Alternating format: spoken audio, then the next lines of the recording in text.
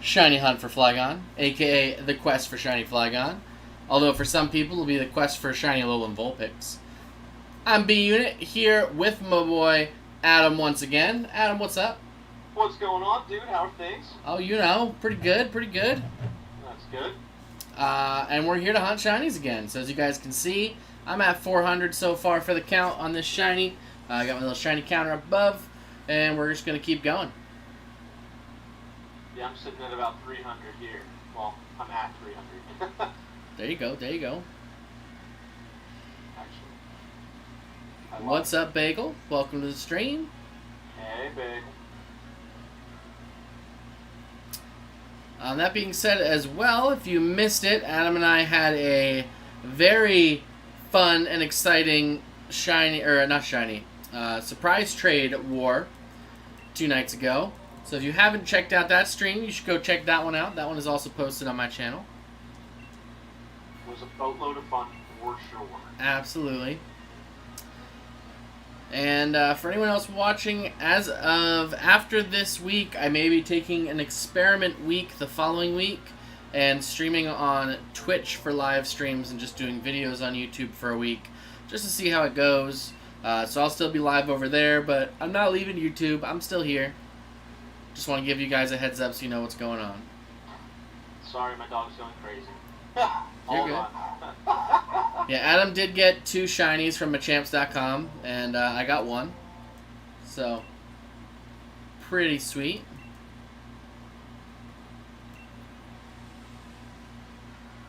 Mather's excited for the stream, as you guys can tell. So excited he had to take Adam away from the screen.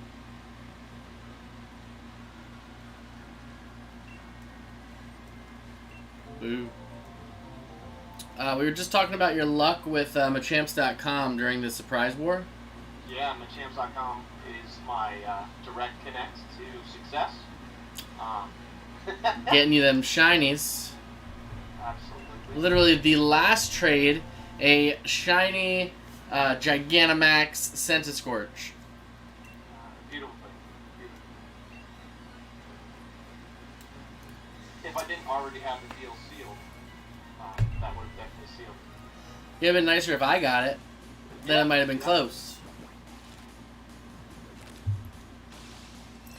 But anyways, check it out. Leave a comment if you like that content. And we plan on definitely at least doing that again. Dude, that would be a great, you know, film, not like a filler stream, but, you know, looking to do something different. Yeah, absolutely. ZP View, hello. What's going on? Welcome to the Shiny Stream. How you doing this evening?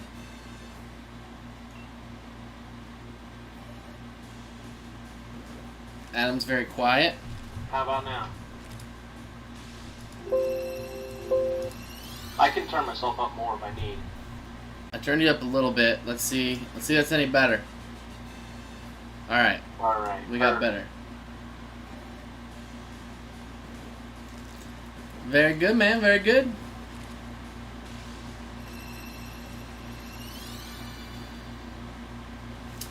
What are we doing? We are hunting for shiny Flygon through the means of Trapinch, doing Masuda method. That's what we're here for this evening.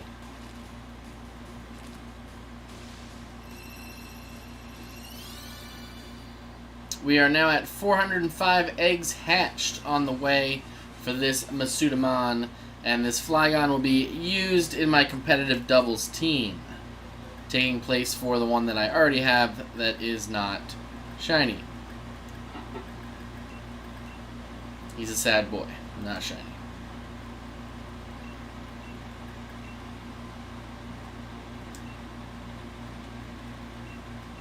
Now, do you need him to be hidden ability as well? The nice part about it is I don't need to worry about that because Flygon only has 1 ability.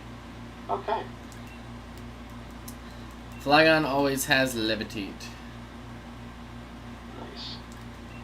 I've got to fuse your Lunala and Necrozma and your Kyurem and Shiny Reshiram to fuse. Dang.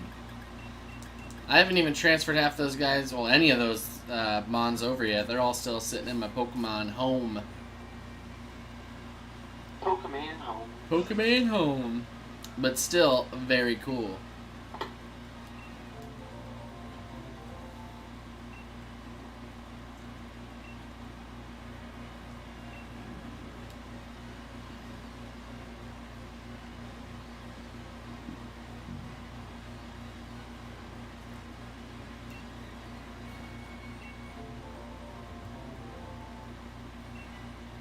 We're going to do battles. Tuesday night is my battle night when I do the battles. I'm just here shiny hunt as well. Yep, Tuesday night throwdown. And Adam gets shinies more than I do. You might actually be close to having more shinies than me in Sword and Shield. Well, yeah, you have 26, I have 24. But 26 may not be accurate. Okay, well then. I don't know last time I updated it, but I don't know if I actually updated it for Eevee. But yeah, we're close. I gotta start bringing them in from Pokemon Home. Bring in my Charizard.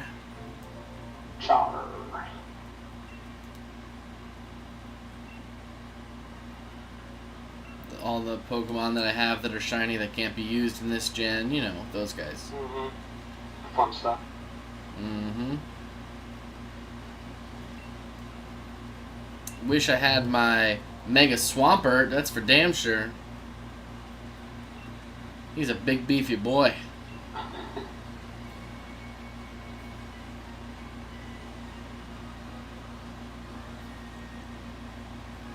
I don't know what it is, but lately my Ditto has, I think he gassed out. I might have to swap in the other Ditto. Uh-oh.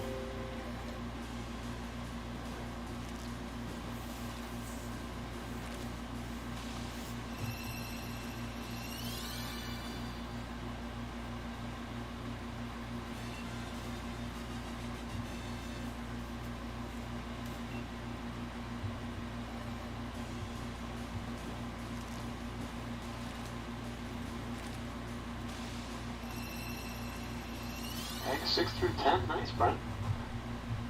Oh yeah, I'm flying today.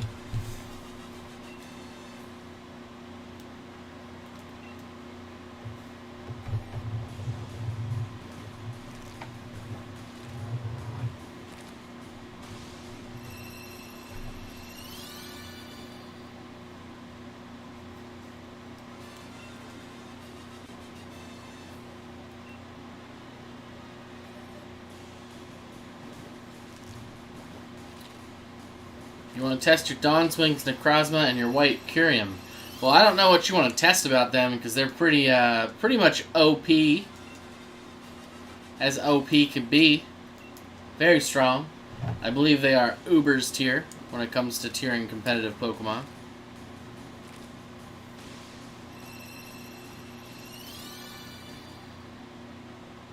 I can't see too much giving you too much of a hard time with those guys.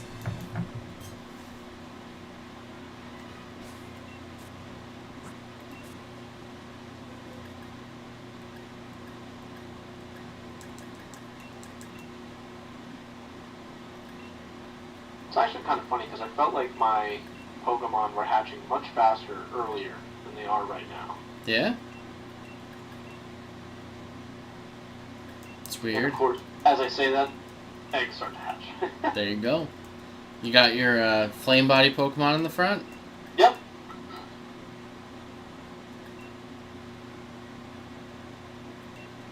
With the Pokemon you have now, your friend wouldn't stop making... Why would your friend be making fun of you with the Pokemon you have now?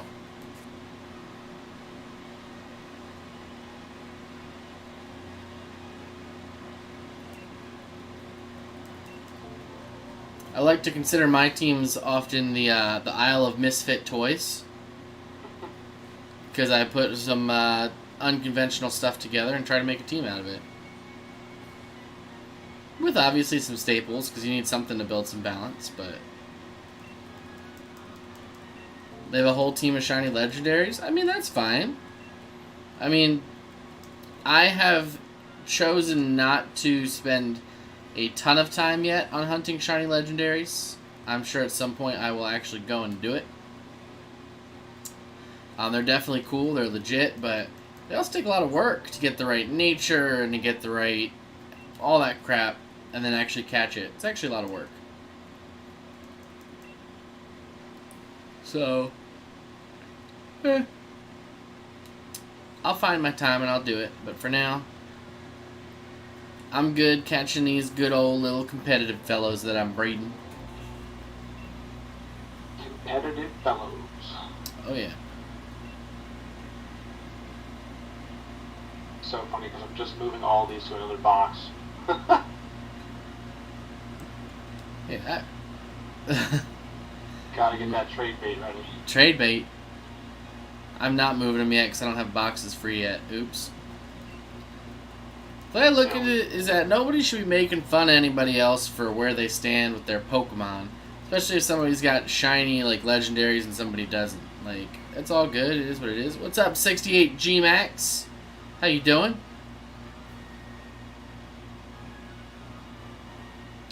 You are new here. I don't recall seeing you before, so welcome to the stream. We're here hunting some shinies. I'm doing the Trapinch to get a Flygon, and Adam's doing a Alolan Vulpix. You're good, man. You're good. I Just haven't heard that in forever. hang out and enjoy, my man. Oh, there's another 5 there. Oh, you got a new sub.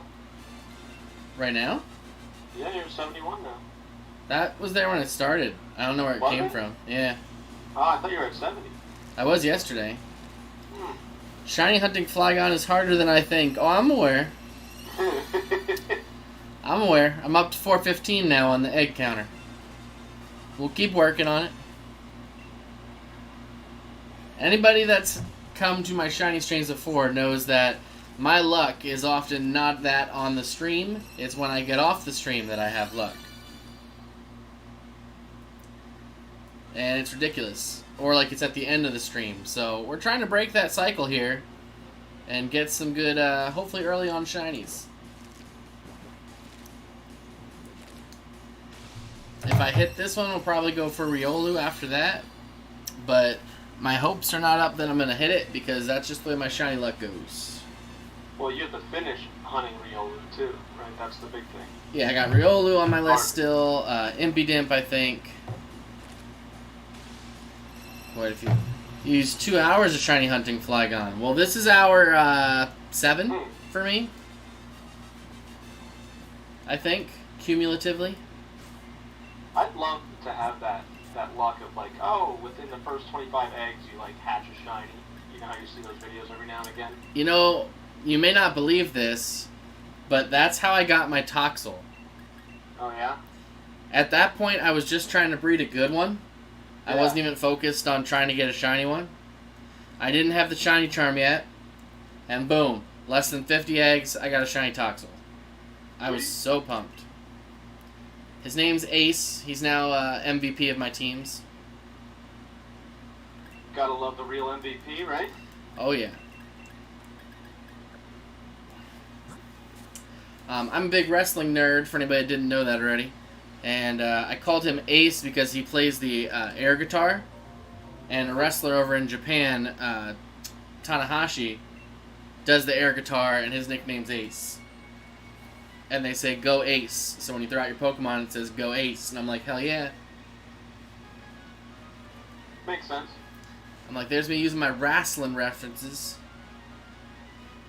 Why I still don't have a shiny Hawlucha, no one will ever know. Yeah, now that I got that Eevee from the shiny trades, or the surprise trades, Yep. I gotta figure out what I'm going for next. I will double check it for you, but I think the way it was set up to be a Sylveon. Okay, and what color? Is that the green one?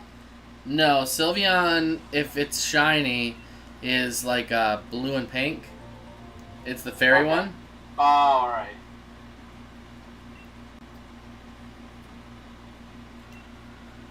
Let's see. Dracozolt Tamer. I have 60 Drillbur eggs left. Didn't get the Squirtle. Excadrill will be member 3 of my competitive shiny team. Okay, very nice, very nice. Do you use Cinderace for Battle Tower or Inteleon? So when I did Battle Tower, I took the rental team that had the Mimikyu, the Draca, or not Dracovill. Maybe it had Dracovish on it. It had the Mimikyu on it, the Rotom Heat, and it had the Dragapult. And I basically used those 3 Pokemon in almost every battle. And I did fantastic. Fantastic. Dracozolt Tamer, are you saying that you only have 60 eggs left to get the Excadrill, or did you already get the Excadrill?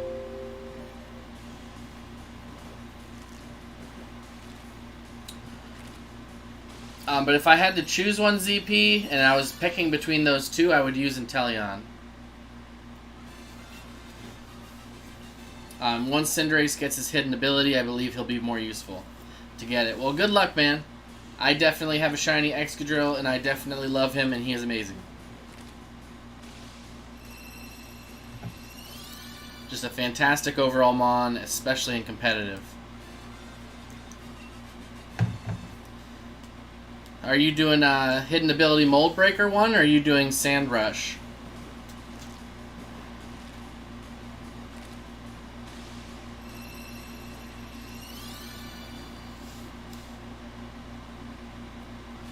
Hidden Ability 6, very nice. So that's Mold Breaker.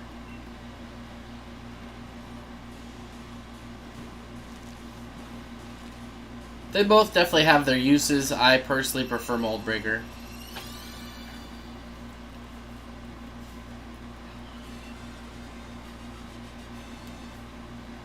Being able to hit things like Rotom super effectively, fantastic. Fantastic.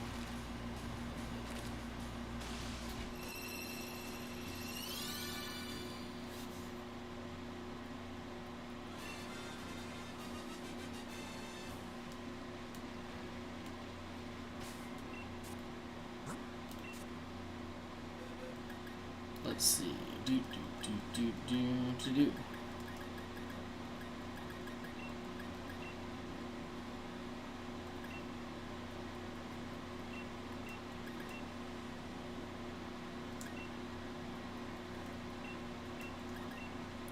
What do you think, Adam? Can we get it in the next 80 eggs or so?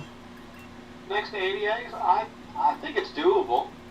I think it's doable too. I mean, once we hit 80 eggs, I think I'm only 12 eggs away from full odds on Masuda. I mean, if you know, actually math that stuff out, but not like it actually matters.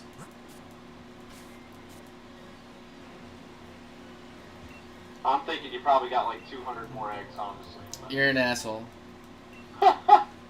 That's what my gut tells me. My luck, I probably got like 2,000 more eggs, but... See, that would be brutal. I wish I kept track of how many Mimikyu eggs I have, just because that would be brutal. Still to this day, that's how I feel about my Litten. I don't need to watch my mouth, Pixelated Bagel, because you're here to watch it for me. That's why she gets paid the big bucks. Yep.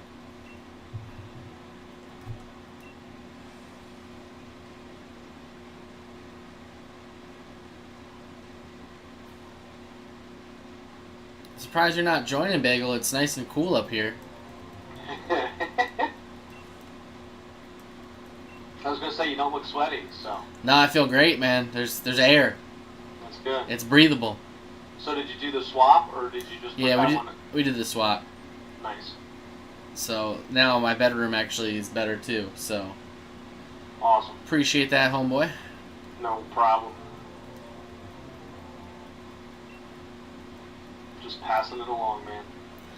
Hey, pay it forward, like they always say.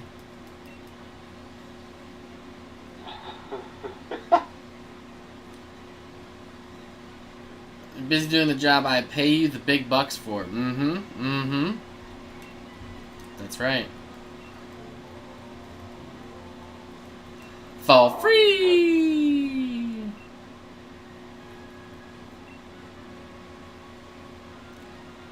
like I said, the best part about it was is I knew if I told you it was new, you'd be like, oh, I'm gonna pay you for it. Like, I literally would. Like, you know me too well, man.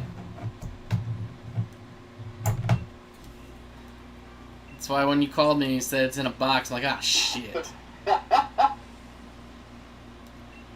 Oh, the baby's still awake? Ay, ay.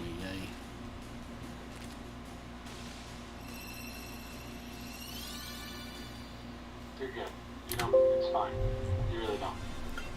I'll get you the fanciest broom on this side of town. There you go. I'll come over for a hookah night or something like that. There we go. And, Once all this stuff clears up. yeah.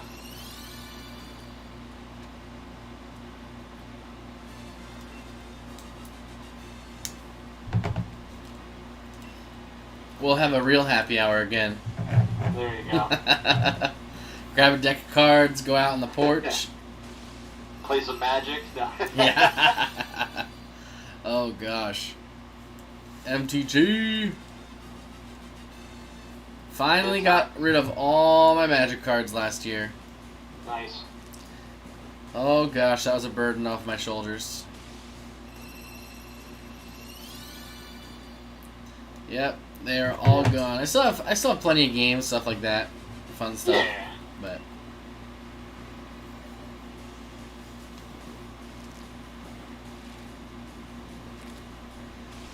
But you know, go ahead. I definitely liked a lot of the card games, that especially the ones that we played on like Brewcation, stuff like that. Like Munchkins, I really enjoyed. That one I brought down, I liked, but I don't know. I'm into those kind of board games, but I feel like in card games, but I feel like unless you have like 4 or 5 people, yeah, they're not as fun. Yeah, games like that are definitely better with more people. I mean, I have Munchkin too, so it's always something we can play. Well, I saw they had like booster packs for Munchkin, so I was like, yeah, we're not getting that because I'll just end up buying. Oh gosh, they have so much. It's such a big franchise. Yeah. What's up, Navy Acrobat 9? How you doing? Welcome to the stream. How you doing this evening?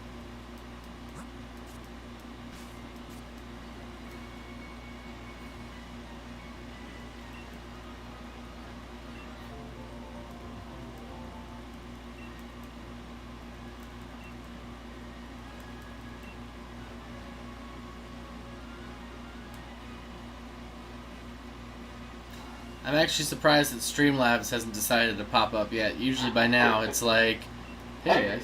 Yeah. You're shiny hunting Trapinch too. Very awesome. Best of luck to you. And while I don't want to say this, I hope you get it before I do because my luck is bad. It's just bad. So I hope that you get it before I do. You'll get it. I know. I'm a very patient person.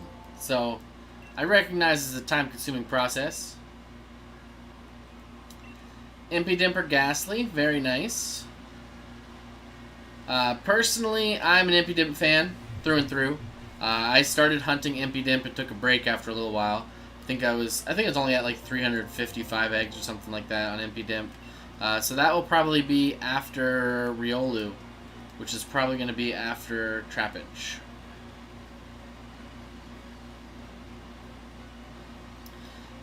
Still trying to figure out a replacement on my competitive team that I'm doing for doubles right now. I think I'm going to probably trade out Dragapult.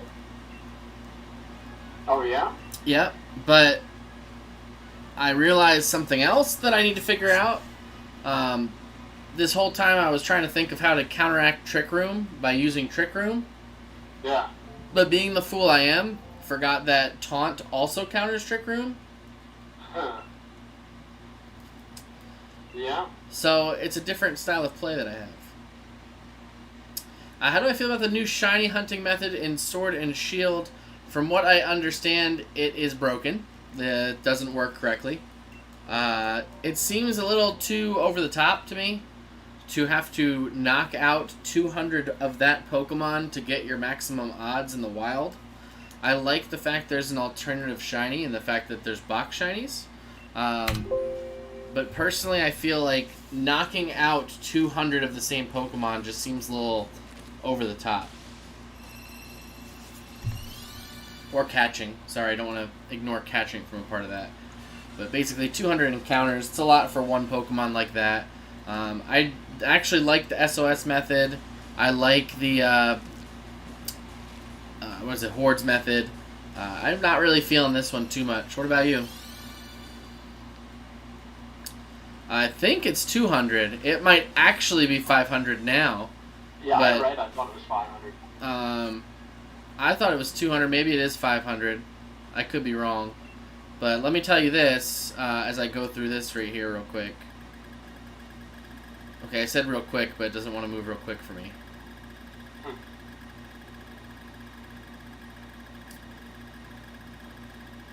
So once I get there, this is I'm going for like number 25, of course. 21. I will tell you that it caps at 999. It doesn't go any higher than that. Because I had a heck of a lot more than 999 that I knocked out to get my shiny Rookidee. So if it truly is 500 and I just misspoke, and that's even worse than what I originally said when I said 200. It's just a lot of encounters. To me, it's a lot of burnt out time. Yeah, I feel like that's a lot of searching. You know, you might even just be able to get an egg to hatch shiny way quicker. Yeah, I mean, I'm a little disappointed because I'm, like 6 months into the new generation now, and I'm looking at 26 out of 400 for my shiny decks. That's not normal for me.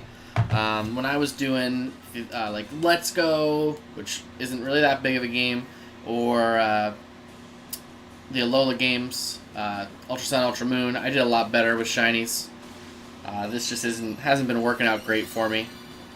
I'm gonna keep trucking, keep going with it, but I did hear that there were some issues in the code that were causing the other method to be even worse than that. So I'm gonna stay away from it. I'm going to do my Masudas for now.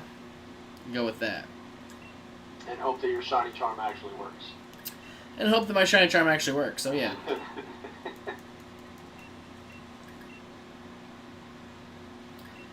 Yeah, to me, I appreciated wormholes. I think they could have taken that and maybe even now and again switched some stuff up and had some different mons in there, seasonally maybe.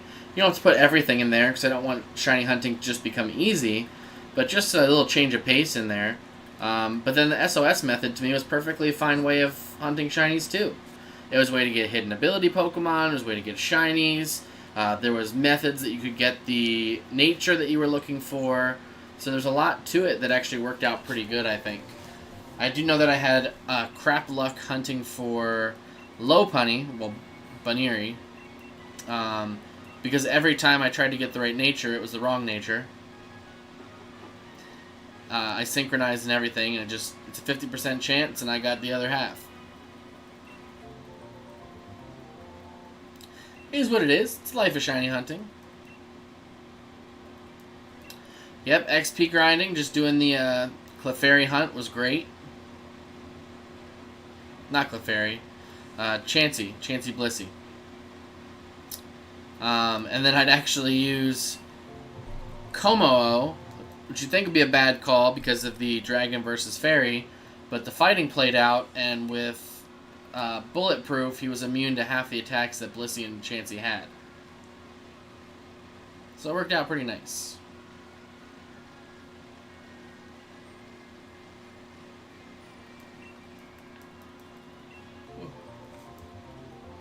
I mean, don't get me wrong, leveling in this game isn't that bad. You do some raids to get some candies. Works out pretty nice. I could be okay with that, but we'll see if they change anything on the expansion.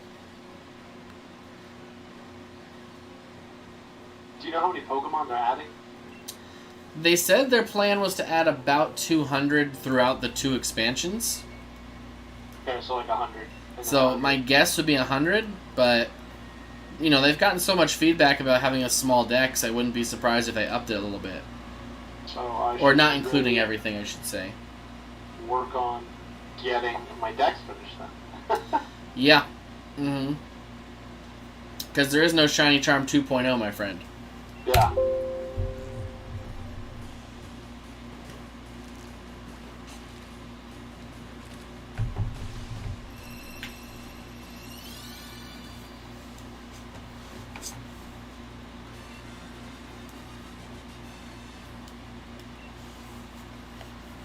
Yeah, I got a lot of love with SOS for sure.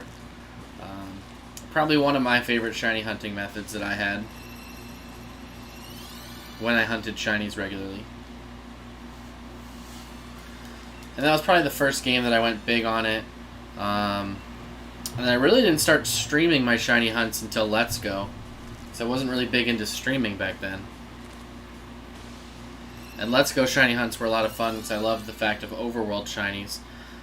It's one of those small, simple details I feel like they might be able to add into this game, even with the odds being low with wild shinies, to make it more desirable to hunt shinies in the wild. Because the wild area just feels boring sometimes.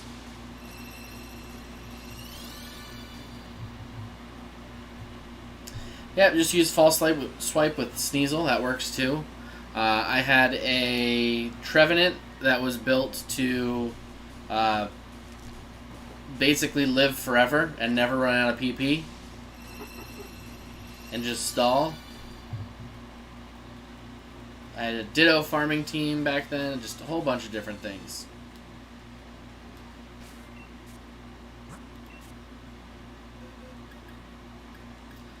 It just felt trainer friendly, if you will.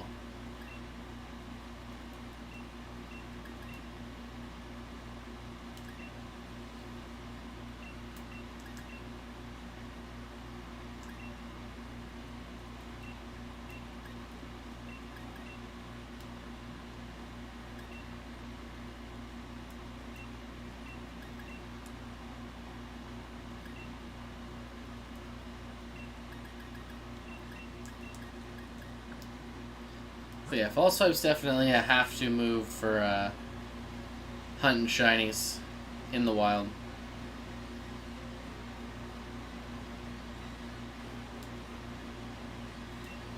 I just think having the overworld shiny, like being able to see it and go chase after it, I think that adds a cool layer to hunting it, you know? Yeah, definitely. I mean, one of the cool things about Pokemon Let's Go is that you could literally just be walking through a forest. Mm-hmm. And you're just doing your normal thing, fighting trainers, doing other stuff, and in the corner of the screen pops up a shiny Pidgey. Mm-hmm. Cool. I'm going to try to get to that boy. Because that sounds fun, and I want a shiny Pidgey. Or a shiny.machamps.com, you know. Or a shiny.machamps.com, you never know.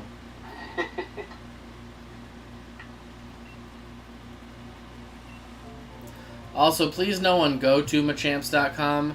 I have no idea what's there. It's just a reference we use because one of the shinies that Adam got in a Wonder Trade was called machamps.com.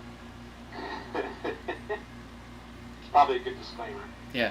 I am not here supporting machamps.com as a website, just as a Pokemon.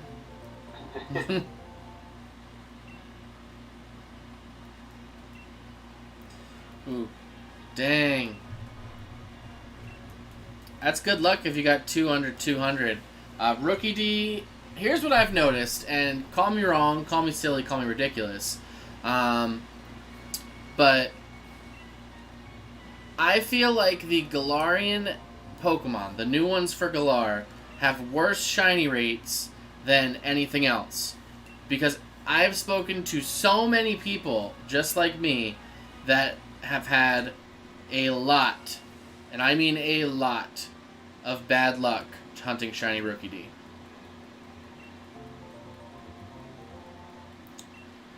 Do I want to battle your board doubles? Dang it. Alright, one time. One time. I'll do it one time. You twisted my arm enough. One time. If I lose, I lose. So be it. Adam saw my bowling ball was for him. Nice. I'm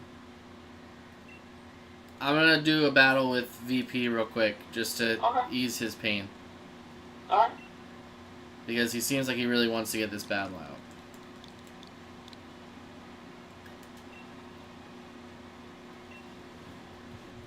Alright, one battle, no cheating. Don't be that guy. I don't know what I have blocked on here.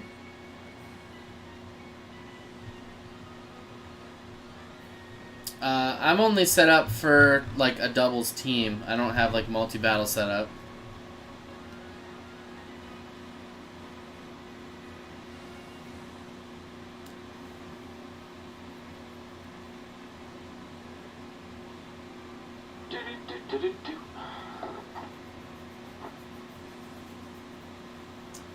I'm searching for you, ZP.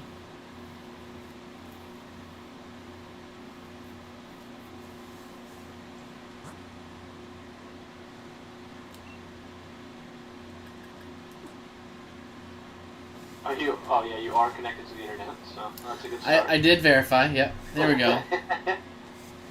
Time for a battle versus Mevin. I hope that's you. If it's not, then crap.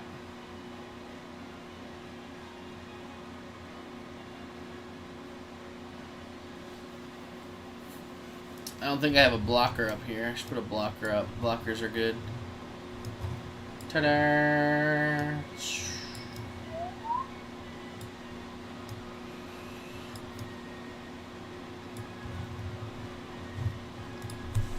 There you go. All right. We'll get this done. All right. Good luck. Yeah, good luck. Have fun. Let's go with Marnie, because Marnie is bae.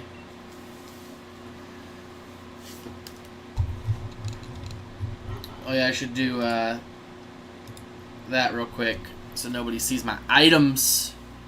Oh, this is an Uber's team. Oh God. Sweet baby Jesus.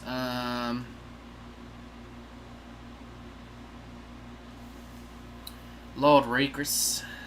Lord Rakers.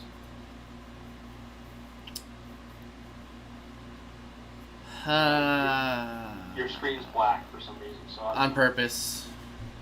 The whole screen? Yeah. Okay. Yeah, you can mass release in home. Beware. I mean, yeah, I see that. Beware. Yep. This is gonna be a long day for me.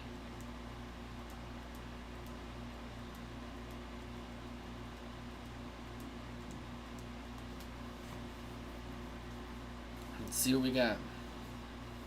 Yeah, you can do it in home, which is cool. I'm still waiting to be able to transfer Go to home, but... Alright, good luck. I expect to get whooped. Just saying.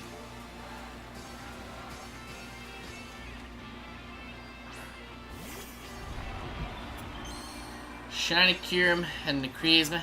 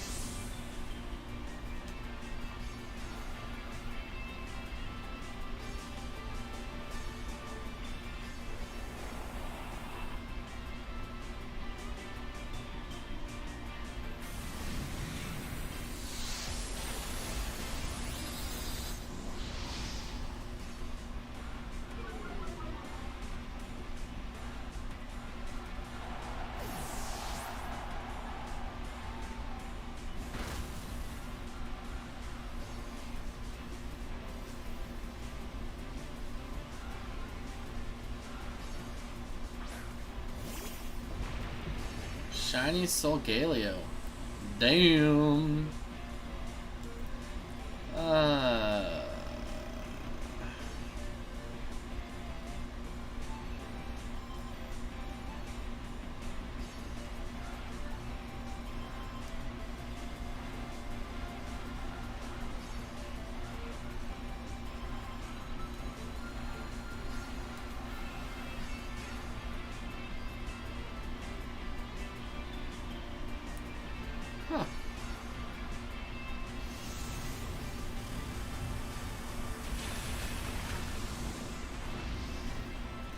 That is, in fact, a lot of shininesses.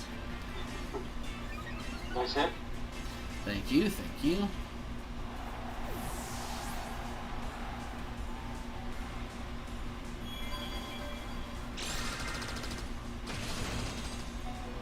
Ah, poopsicles.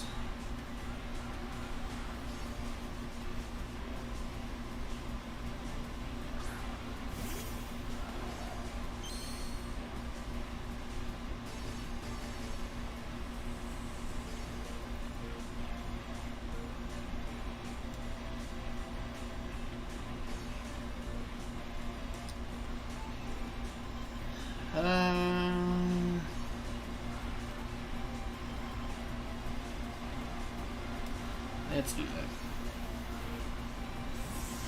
The one thing I was just thinking about, you can see who you're attacking, by the way. I know. I hope for honesties. I block the moves anyways, but I hope for honesties.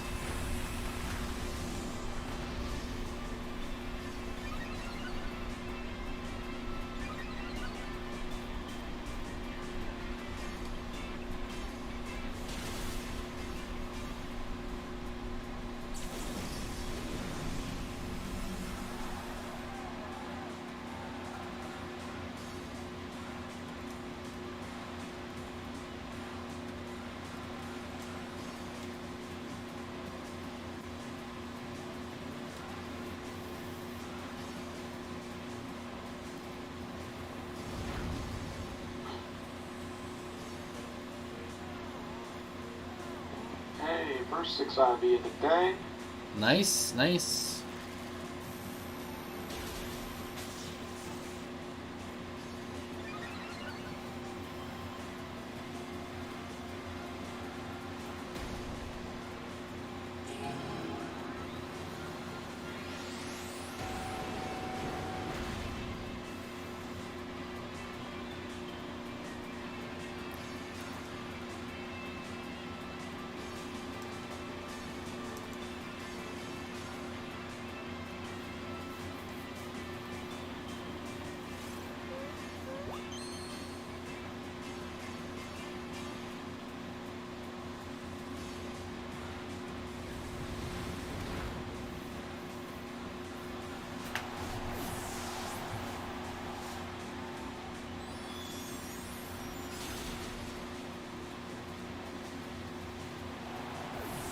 Alright.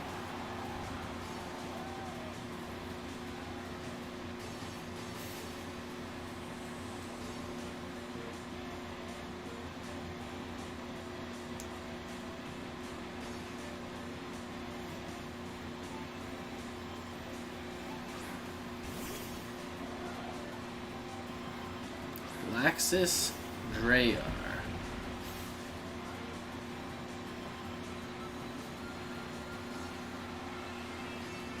How many Pokemon has he have left? 3. 3. Alright.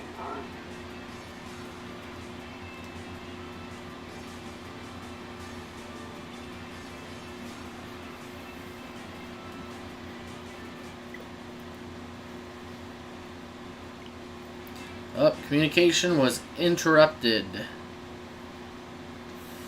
No dice. Well, a fine battle, sir. Or ma'am. Either one. Either way.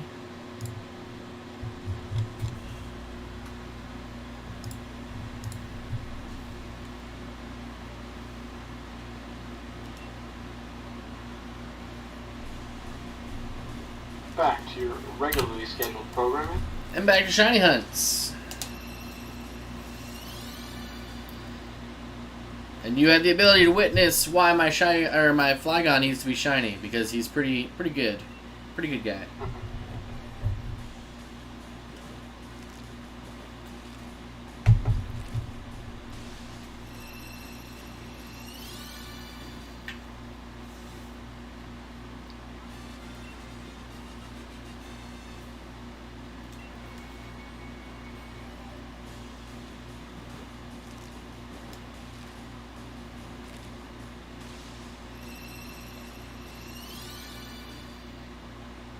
Man, I slept forever, and I'm still tired. Damn.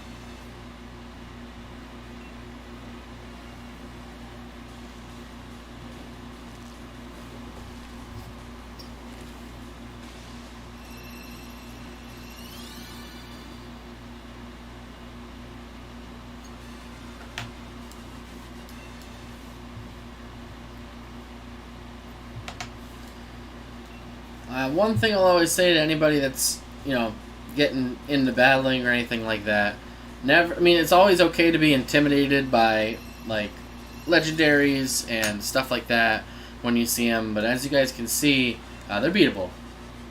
Just everything's about strategy and what you're doing, so you just gotta have a plan, you gotta use that plan, figure out what the right way to go at it is, and do the best you can. There's gonna be times you lose, but there's gonna be times you win.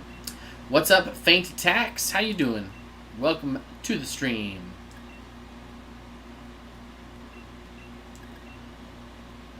I love Flygon, using the most throughout the playthrough, and he was a raid Pokemon I caught, so has decent stats. Very nice. I never really got big into Flygon until now. I've always wanted to build a competitive team with a strong electric type on it. And I didn't want that one to be Rotom because I feel like he's just so overused. So I picked Toxtricity because I love that Pokemon. And it just so happens that he partners pretty freaking good with a Flygon. And that's where I came up with my team. Well, where I started coming up with my team. Then it was trying to figure out how to balance out everything else. But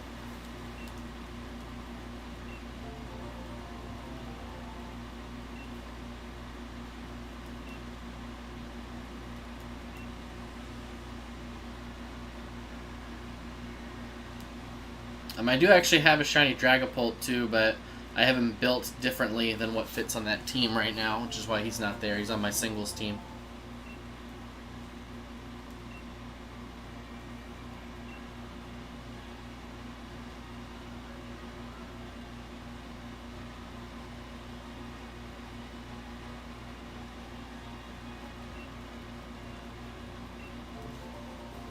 This is the first stream that Streamlabs hasn't showed up by now. Usually only takes like 25 minutes.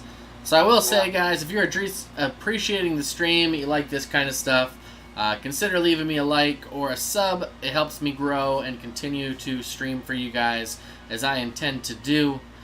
Tuesday nights are Tuesday Night Throwdown, where we do double battles to climb the ladder. Thursdays were for Temtem. But now we're going to be doing something else on Thursdays. For now, I'm just filling it with Shiny Hunts or Surprise Trade Wars, depending how we feel. And then we're just going to keep the content rolling throughout the week, and I try to do at least a Shiny Hunt on Sundays too, just to keep you guys entertained. Entertains me too, but, Oh, it's Bagel! Hello. Oh, hi, Bagel. How are you? Wonderful. How are you, Bagel? Oh, good. The baby's finally asleep. All right. Yay, sleepy baby. Yay, baby sleeping.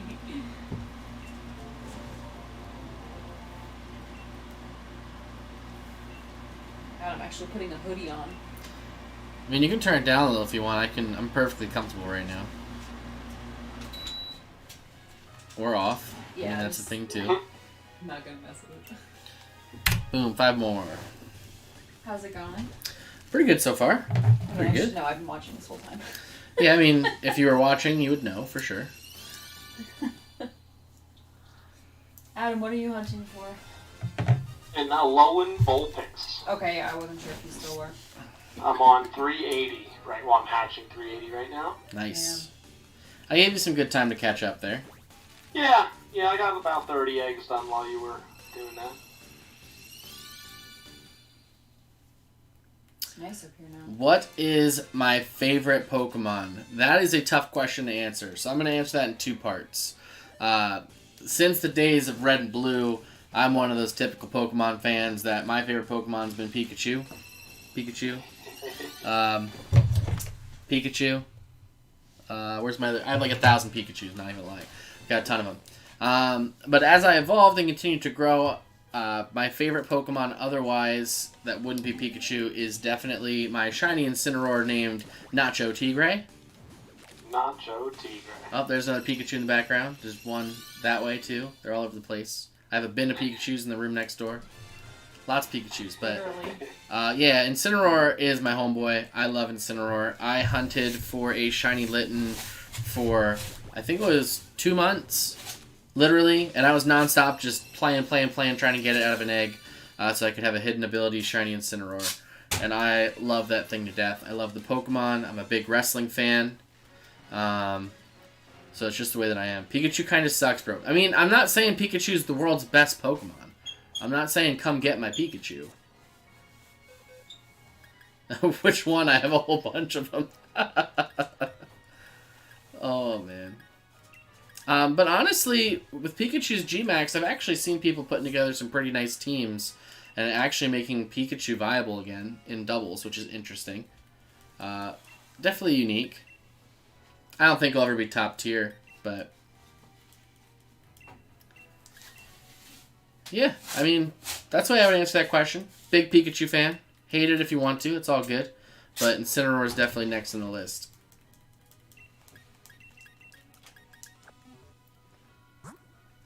Oh, and if you want to meet Nacho Tigre, I have him somewhere in one of these boxes. I did transfer him over. There he is. Did anyone ask, or are you just feeling the need to flex? They asked what my favorite Pokemon was. Did they ask to see it, though? No. Boom. Nacho Tigre. Scrafty, very cool. That's not one I hear about often, but definitely a cool Pokemon. Very unique. And can cause people trouble if they're not ready for him. So that is definitely a cool pick, man. There's scissors up here. Not purposefully. That's okay. Sorry, I just noticed there's a gap with the air conditioner. I'm just closing it. Thoughts on Greninja? That's like a loaded question. Greninja's awesome. Super awesome. Like, amazing. It's a great Pokemon. Great design. Great all around. It's got the Ash form, or whatever you want to call it. I forget what it's actually called. Ash Greninja. But even just the fact that it has the ability to change its typing on its move is freaking amazing. Protean, that's what it is. So I'm super excited to actually see that happen on Cinderace in this game when he gets his hidden ability. Libero will work just like Protean, and I think that's going to make him a really good Pokemon too. But Shiny Greninja, amazing. It's a ninja. It's a black ninja. Well, not... you know what I mean. You know what I mean. Alright. I'm also playing Pokemon. Yeah. On Hunt Eggs, along with Dolphix. Yeah, he likes to hang, so we hang, we hunt, have a good time. I'm not looking at the chat right now, so like it almost sounded like Adam was just kind of chiming in to be like, "Hey, I'm still here. Don't forget about me." There you go. He's actually speaking from his bathroom. Oh yeah. No, I'm just kidding. I mumble a lot. Yeah, he's actually speaking through a speaker into a mic, just the way we have it hooked up right now. Is he really? Well, no, I'm using my headset, but yeah, but I mean, it's like to how they're hearing him. Yeah. That's so funny because he sounds really good. Well, we haven't really set anything up. I mean, if I was going to do that, I would just do my own stream at that point. So. Yeah. Oh yeah. We haven't spent a lot of time setting it up. What about this gen's starter shiny?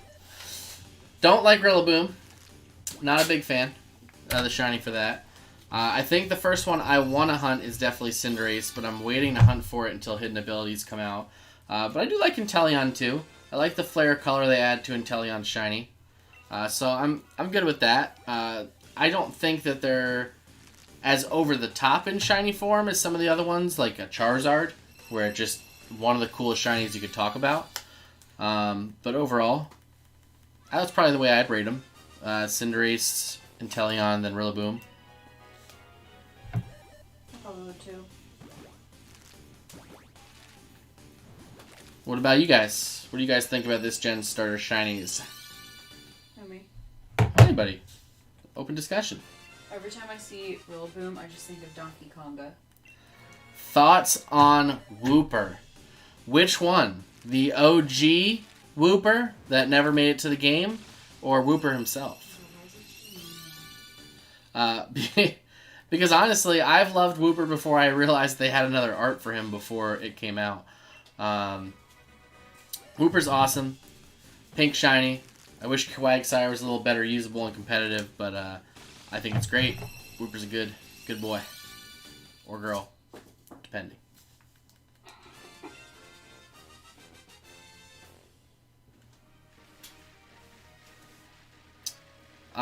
It might just be because they want to keep Leon broken, because Leon is actually a really good tamer. Or trainer, sorry. Would be part of my guess. I haven't gone against a Leon that had a Cinderace that had hidden ability, or maybe I just outsped him. But it is not available currently for the players to get hidden ability on starters. As typical with Pokemon games, they wait until later to release the hidden abilities on the starter Pokemon. But we do know what they are.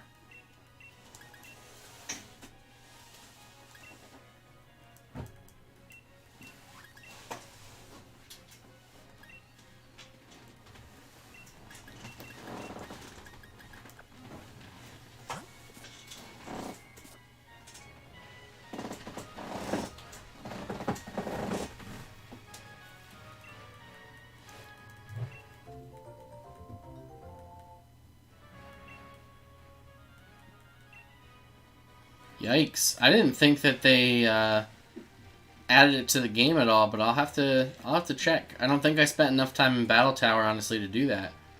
I got enough to get the Judge feature, and then pretty much stopped doing Battle Tower. Went to doing online battles.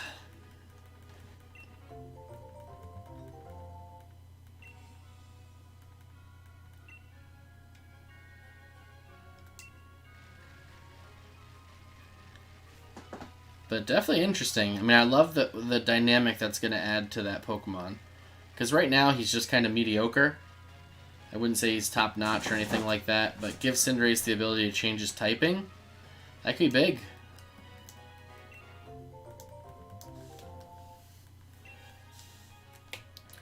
Much like Greninja.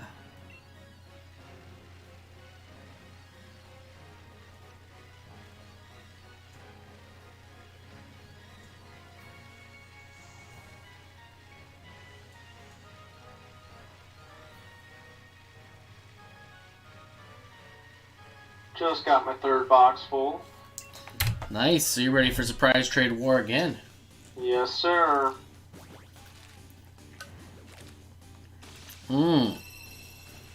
But the real question is, how did I feel, or how do I feel about Digimon? I'll be 100% honest, I never really got into Digimon that much. I understood it, I knew it existed, it just never really grew on me, I guess, is the way I put it. I don't harbor dislike for it, I just don't think I really gave it much of a chance, and was so caught up in Pokemon. Because Pokemon is life. Well, and I don't think Digimon was actually advertised as well. You know, like I think when it first came out, there was a little bit of a wave, you know, that they were going to be competitive with Pokemon, and then I think it died down very quickly. Digimon, digital monsters, digital are the champions. I remember that. Yeah. Yeah.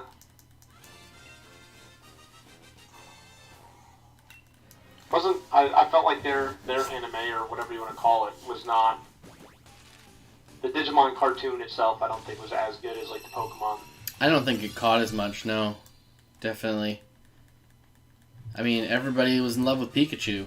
How could you find... Even if it is a little cool dinosaur, how can you replace Pikachu? Everybody's favorite rodent.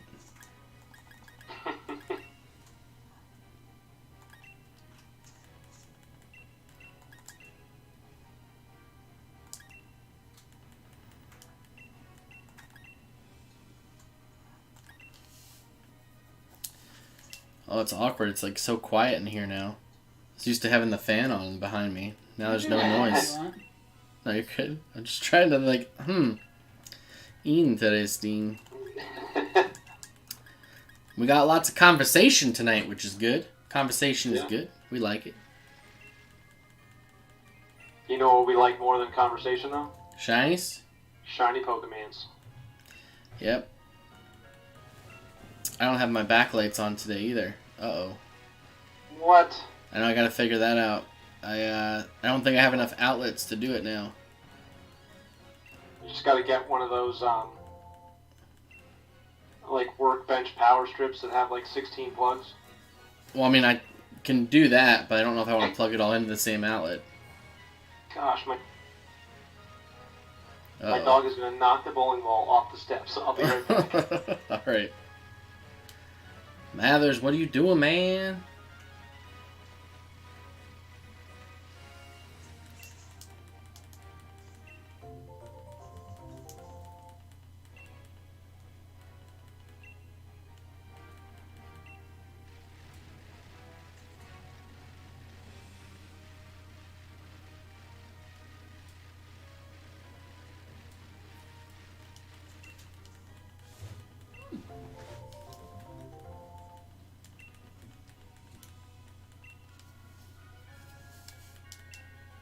I just heard him, like, run down the stairs, and then all of a sudden, like, the paw just goes right on the ball. Like, Oh, jeez.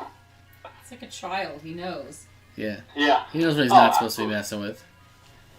It's like, Well, alright, Sarah, what went if I just touch Sarah it? went upstairs to watch TV, and he thinks it's bedtime, so he gets a treat at bedtime, so he's trying to get me to go upstairs. Ah, gotcha. Smart boy. Like, hey, it's bedtime, man. Like, Where my treat at? yeah. Yep. Just fix this guy real quick.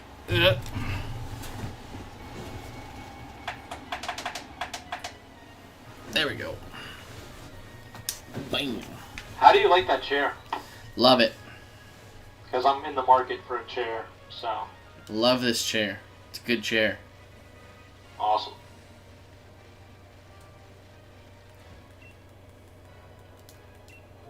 This is my gift to myself because when you're asked to sit in a chair for a long time, you need something that's comfortable. That's what I'm finding out now.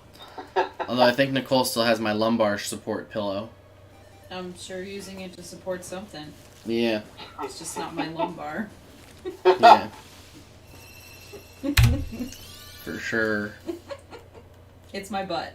Okay. Oh, is that what it is? Is that what we're meant to believe? I just felt like it wasn't obvious enough. Yeah, definitely not. It was not obvious whatsoever.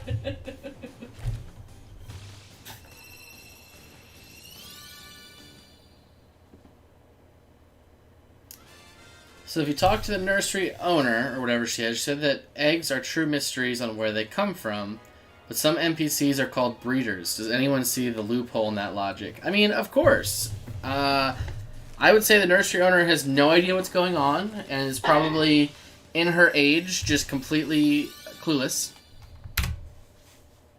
And doesn't actually realize the business that she's running. I think it's just what's going on. I mean, these Pokemon are in the back doing things that maybe they're not supposed to be doing. And she has no control. It's an unattended daycare. Yeah. I mean, these poor Dittos. Their poor lives. Or their great lives. Oh, their existence. So much meaning, but so little meaning. I guess if you had to hang out with like a Ferrothorn or something like that, that might not be the best. But Yeah, that could be a bad time. Certainly.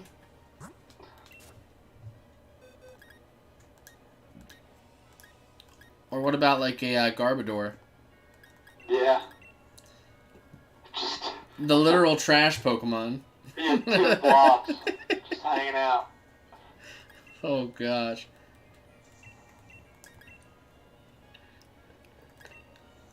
Oh.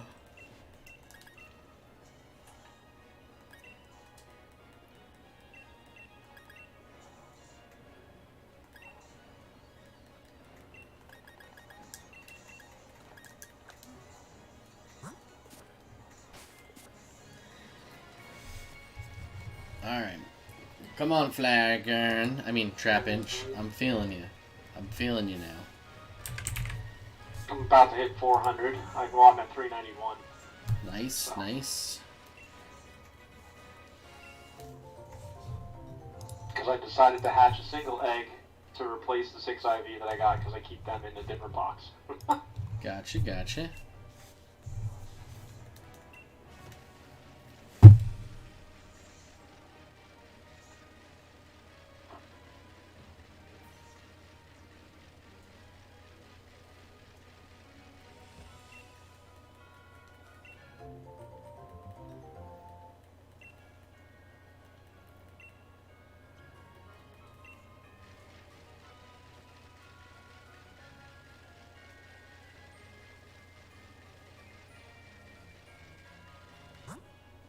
This should disconnect from the internet because I keep seeing all this crap on my screen. You're okay, dude. Yeah, it's just that when I look at it, sometimes it's tempting, you know? Yeah, no, I'm sorry, I was talking to Pooch, but I agree with you. Gotcha. There's a bunch of fireworks going on outside. So. Again, Jesus. No, it was out here too. That's what took me so long to get up here because he laid down and then a firework went off and he just poked his head right back up. Jesus. It's all good, Mathers. Don't worry, boy. Yeah. Now he's sitting at the stairs like, hey, man. Time to sleep in the closet. Yeah. Yeah. I mean, hell, I would sleep in the closet. Super comfy. Boom. There you go. Make it nice and comfy.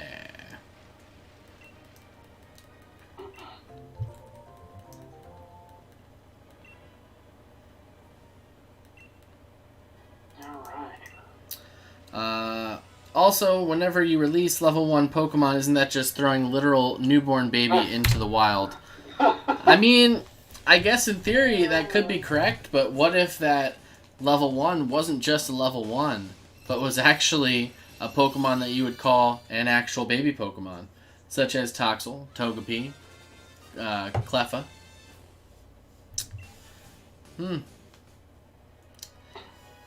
I mean, survival of the fittest, man. I think Pokemon has to think about their morals here. You know? Is throwing them into the wild a good idea, or maybe do you take them for adoption? Because I guarantee you I will throw that adoption agency a curveball and give them more Pokemon than they know what to do with. Pokemon auction house. Yeah. For baby Pokemons. Yep. That would be an interesting. I mean, they obviously wouldn't do it, but could you imagine if you could go to like an auction house and somebody could put up like, oh, I have a hidden ability, you know, Toxel or whatever, and you could. Yeah, I mean, I think they call that eBay. Yeah. Pretty much. Would you like to buy your Pokemon? No, I would not. Yeah. I would not like to buy my Pokemon.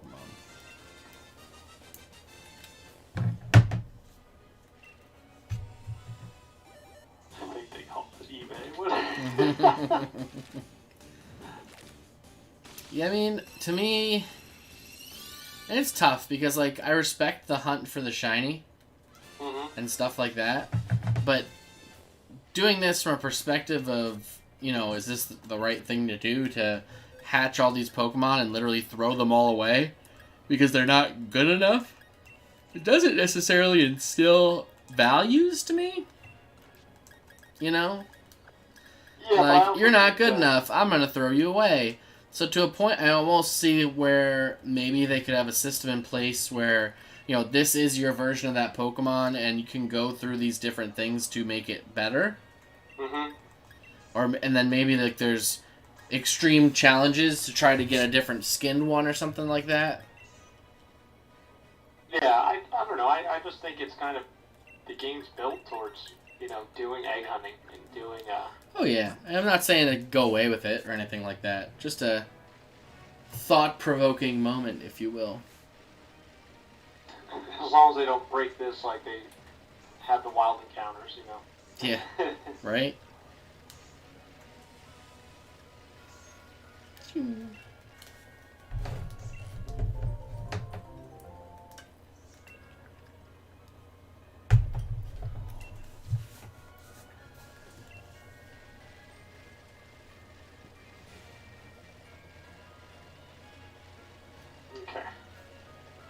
BRB.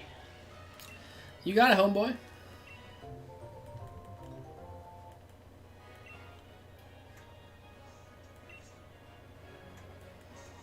And all level 1 Trapinches start with Astonish, which makes them very scary fetuses. Yeah. I mean, that's true. I think, right? Yeah. Sand Attack and Astonish. What a combination. Yikes. Throw sand in your eyes and then shock you even more.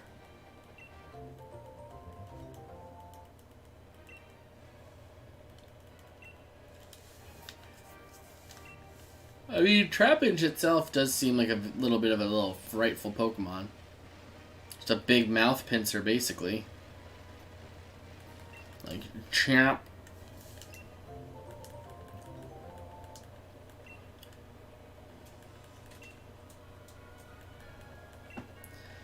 Then you've got Flygon, who essentially has no mouth.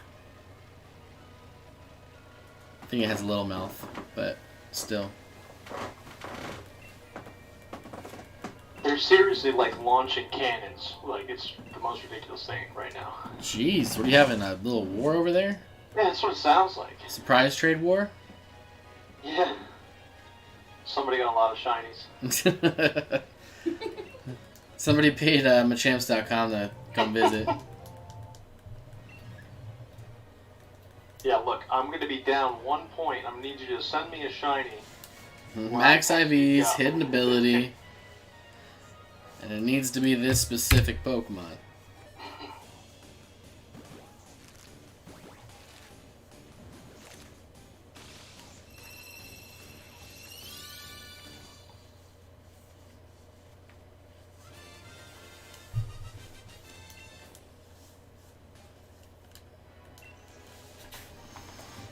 Come on, Trapinch. Come home.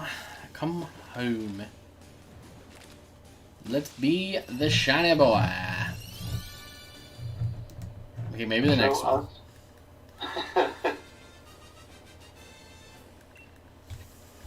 I feel good about this one right here. There you go. This one feels good. It's gonna be that greenish teal. No, it's not. How do I feel about time skips in any game, but mainly Pokemon?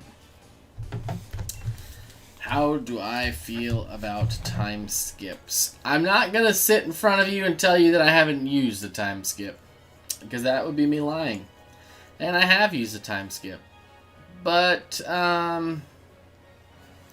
don't know. Overall, I don't love it, because I feel like it takes something away from whatever game that you're playing.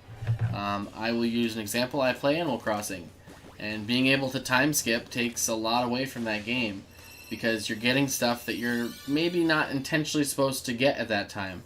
Animal Crossing is supposed to be a game that takes a lot of time, and really you complete over the course of a year or two. That's the kind of game that it is.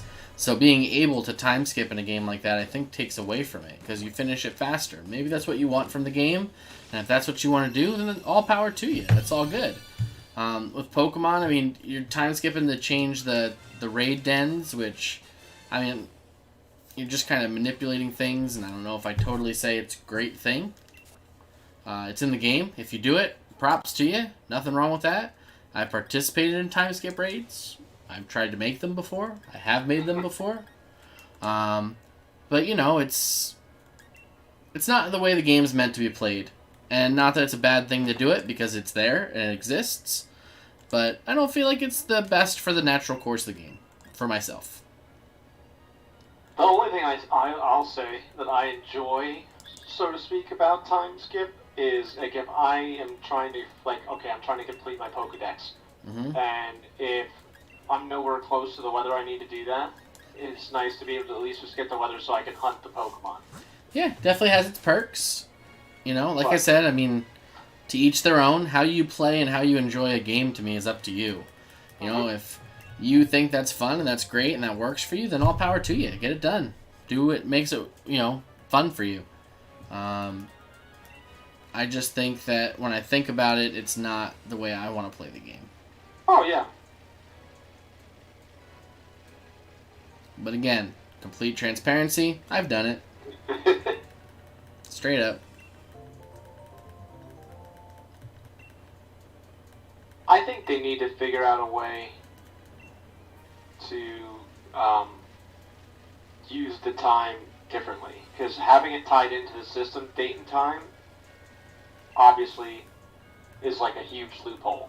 You know, there's got to be a different way to have accurate time and not talk about, you know, like go to the system time. Yeah, it's definitely interesting to see if they want to do something about it, but what you tend to find a lot of the times with Pokemon is they don't do anything about it. I mean, for years in competitive VGC, people were bringing essentially hacked Pokemon, and nobody did anything about it. And hacked to the point that, like, you crafted what you needed. So you didn't hunt it, you didn't put the time in, stuff like that. There's nothing different about the Pokemon than one somebody trained, other than the time, other than the fact that you just kind of imported it into the game. So I mean, it's interesting if they're ever going to do something about it. And you look at a game like Animal Crossing, their kind of fix was turnips expire. Well, if you don't have turnips, that fixes the problem. Yeah.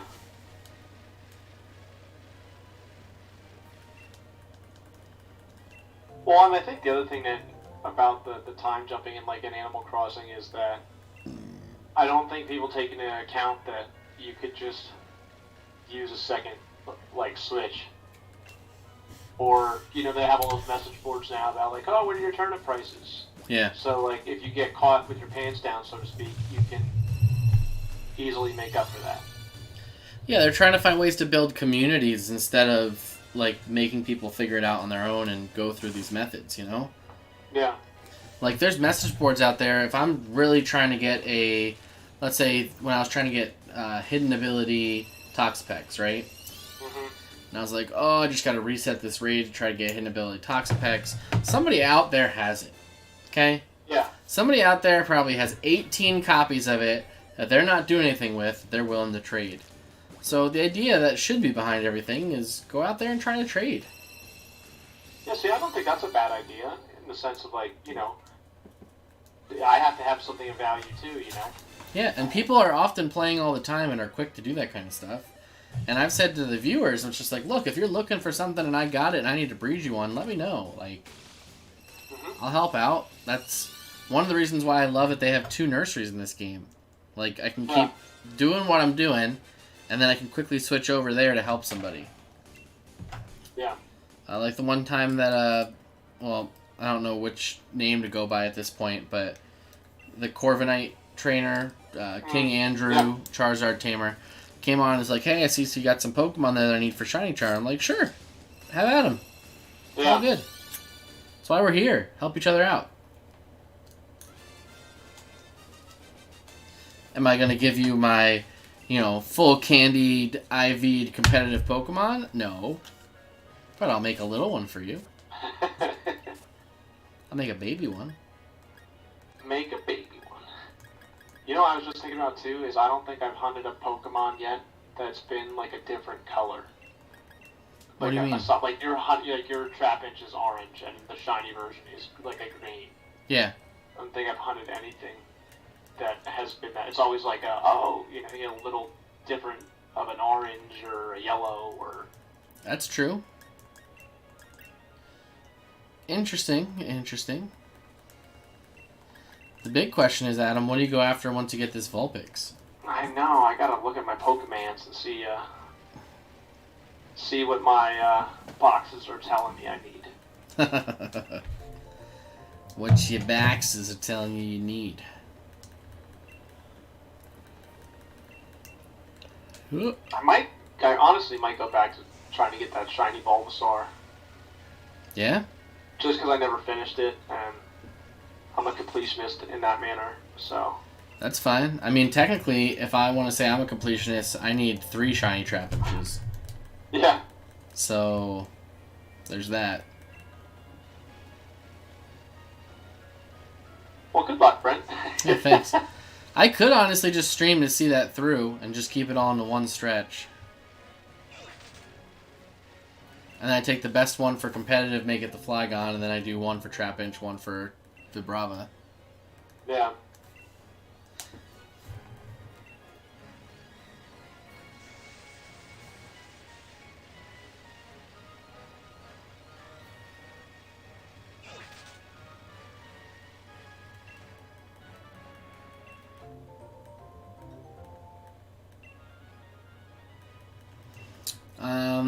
Sorry I don't know your guys' names, but does your friend want some help with filling the decks? I heard he doesn't have the charm yet, and I'd be up for helping out. I mean, I'd appreciate it. I just don't know. I honestly don't know what I need, and I feel like that would take up a lot of time of other people's time. And if I need like one or two, maybe I can holler at you, Brent, or yeah, like I said, I can always help you get some of those knocked out for sure. I think I just need too many right now. That I need 75, so I think that's just a lot to ask for help. But I do really appreciate it. Yeah. Yeah, that's Adam. I kind of blocked his name. I used to have it up there somewhere. And honestly, I've done better without the shiny charm. No lie. Oh, that's not it. Flip. Alright.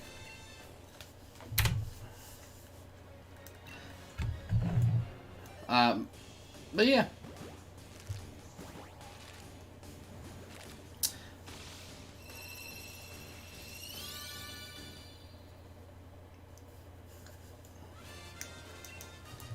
He has had more luck without the shiny charm. That is actually true. Makes me jealous most days. Most days. We'll just go with I'm really lucky. For sure.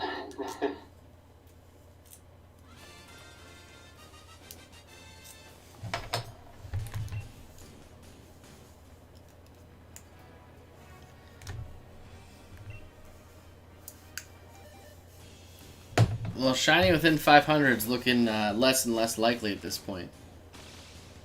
Yeah. I just cracked 400, so. Nice. Yeah, I think you just got to come up with a list of which ones you need.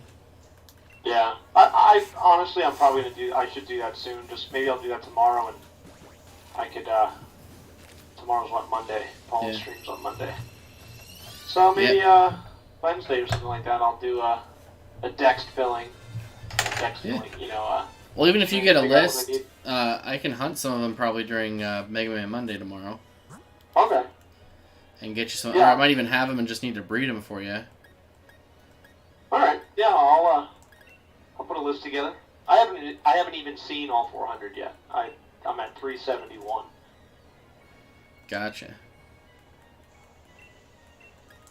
But I mean, once I got towards the end of the game, I just wanted to finish it. Like, I just wanted to get the last badges.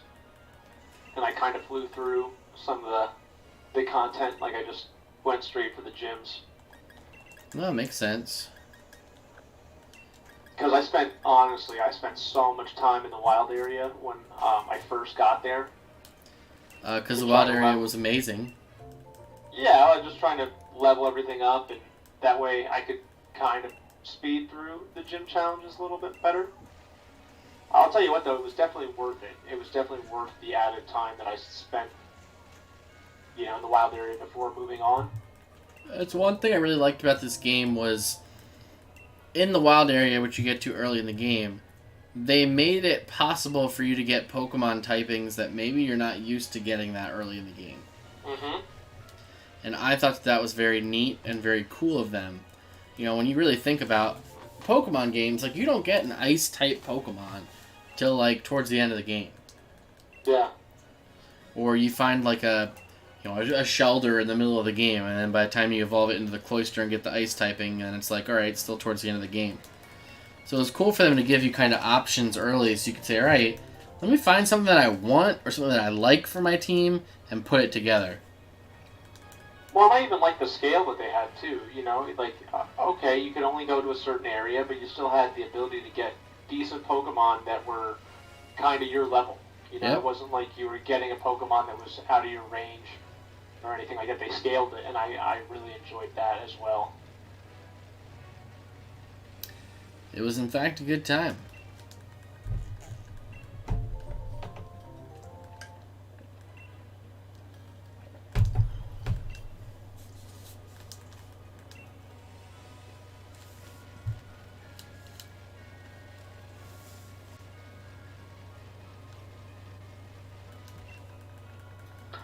Hey, my second 6 IV. Nice, nice. Welcome. I got one as well. Puts me at 12. Damn. I don't think I'm that high on 6 IVs for these yet, but... Are you breeding with the 6 IV? Yes, sir.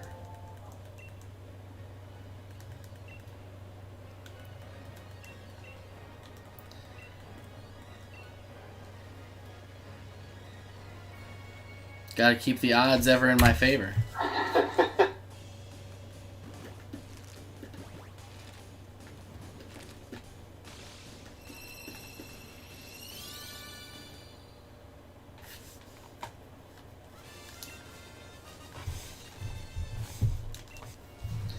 Alright, going for 480 here.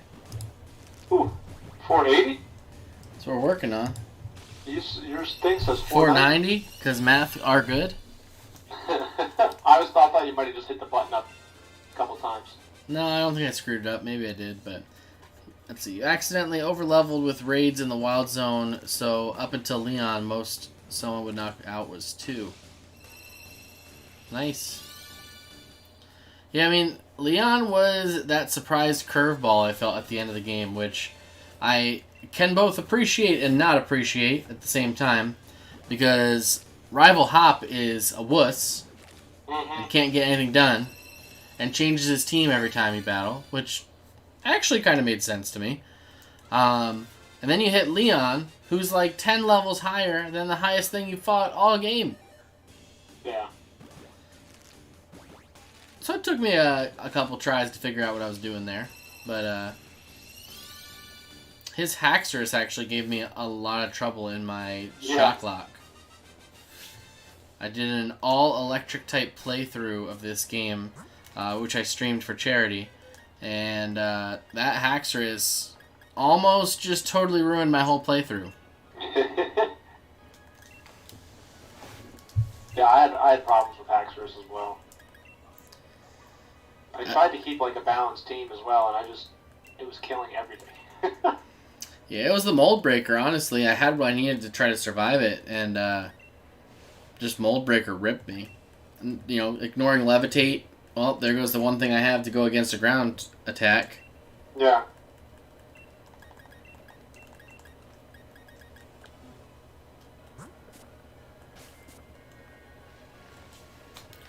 But we made it through. We defeated the Leon, and we felt good. Real good. And I beat the game with an all-electric team.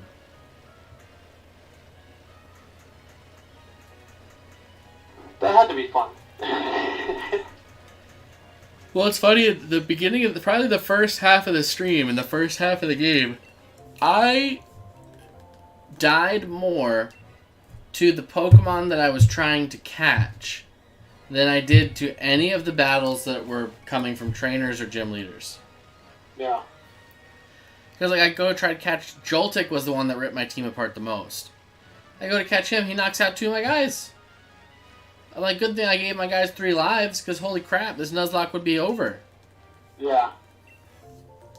That's the one thing I found too. I always would have a Pokemon die or faint when trying to catch Pokemon versus like any of the battles. Yep. Because you're playing it safe and you're trying not to knock it out.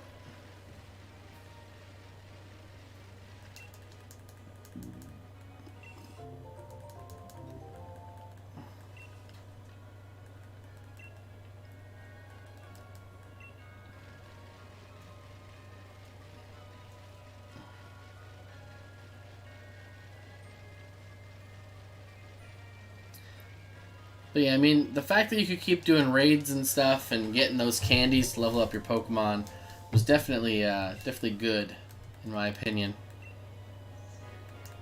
Ditto's starting to put in some work. Yeah? We got another 6 IV. Nice, nice. We're going to hatch up to 495 here. Nice. That's a regular Trapinch right there. That's what the people are here to see. Yeah, lots of regular Trapinches.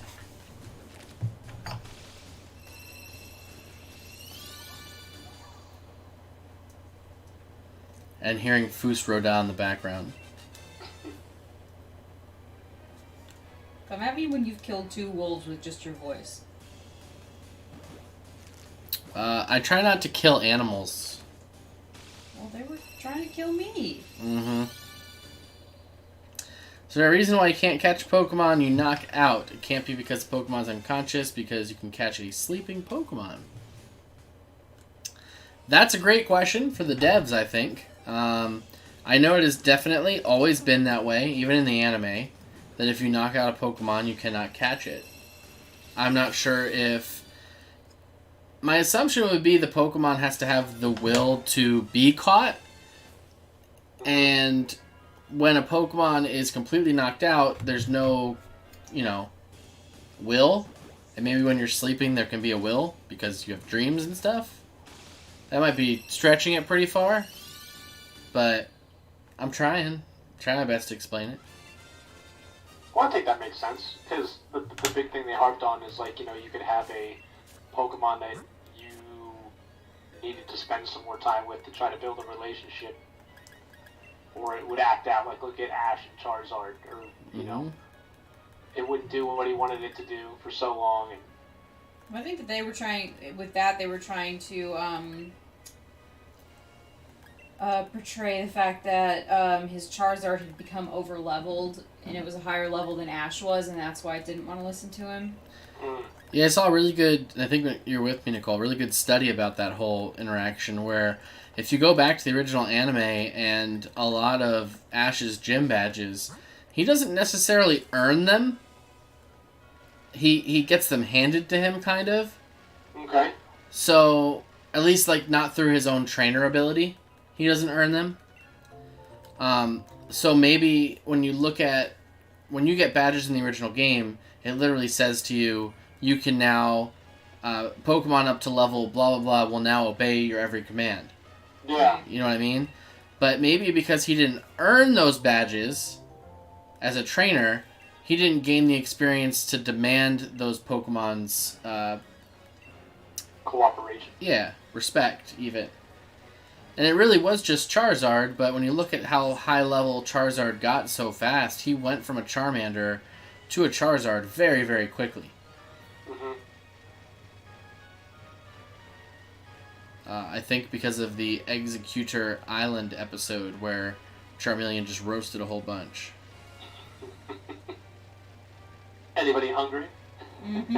Yeah, right? At first I thought it was because it would be too hurt if it was knocked out, but heal balls exist. I like the whole willpower thing you guys are coming up with. Yeah, I mean, I agree with heal balls. Heal balls definitely sound interesting, but heal balls also don't revive. They only recover you back to 100% health. But if something's knocked out, the only way to bring it back to consciousness is a revive or Pokemon Center. But we're in red and blue and stuff like that. I thought heal ball was newer. I mean, heal ball wasn't, I think, in the original games, but even if you bring it in whenever, if you're false swiping a Pokemon down to 1 HP and you throw a heal ball at it, it has full HP if you catch it. So, I would personally say it probably is willpower, but I can't quote what their intentions were.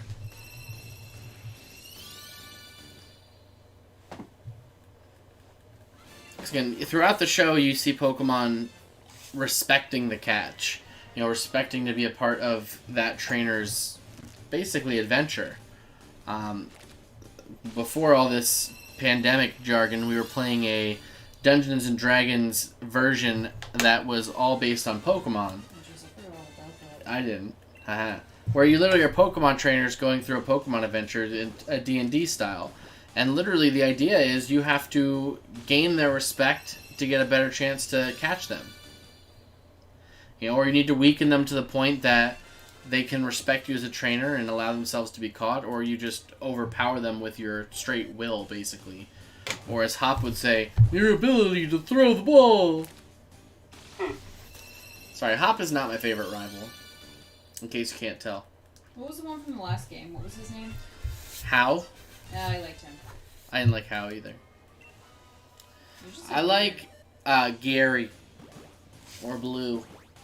The other thing too, I think it was in Let's Go. Did you have the ability to skip battles with your rival? I don't think so. Because you could do that in this one, right? There was a couple times he asked us when we wanted to battle. You can say no, but I think he still battles you. Oh, okay. Like, I think no just gives you a chance to back off and heal. Ah, alright. But, yeah, I don't think you can run away from the battles. The thing that bothers me about rival battles, and call it what you will, to me, rivals are best if they are not always goody two-shoes. I like the occasional butthole rival. They don't have to be buttholes, but I like that in a rival. But the rival that you have should push you to your limits and actually cause you to struggle. Mm-hmm. Your rival battles should not be something that you scoff at. And that's one thing that I really liked about Temtem, and I think I said this in another stream, that your first rival battle, you are forced to lose. That's just the story. The story is you lose your first rival battle. You can do whatever you want to do, but he sends in a Pokemon or a Temtem that just completely overpowers whatever your team is, and you will lose that Pokemon, or a Temtem. I keep calling it Pokemon. Which is cool. And every other time you fight your rival, one, you don't get a chance to back off and heal. Yeah. You're in a battle, that's it. And two, his guys are leveled higher than yours, and they're going to whoop the smack out of you unless you literally come up with a strategy as you go. But you gotta use items, you gotta do stuff like that. Like, rivals are there to push you, not just to be trainers on Route 1. Yeah.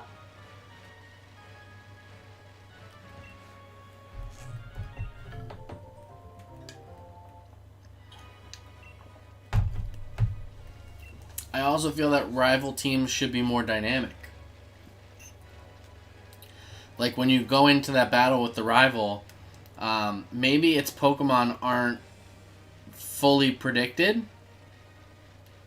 Like, it takes your team a 6, and then it, other than the starter it's going to have, maybe it rebuilds its team to have counters to your team. So, like, you go into that battle with 3 Psychic types, say, and it's just like, ha, I will go in with 2 Bug types and a Dark type. So you have a little bit of an advantage in that battle. And now you gotta fight back from that. Yeah, I was thinking about picking it up just because I enjoyed watching you guys play. It's got like a different fold to it.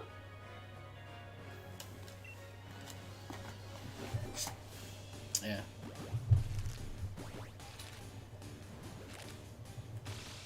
Alright, see, I forget, did I hit the button for these? Are these a new 5? I don't know. Well, you're at 500, so. Oh, yeah, let me see which number that was. I lost track. That's number 1, so I gotta add.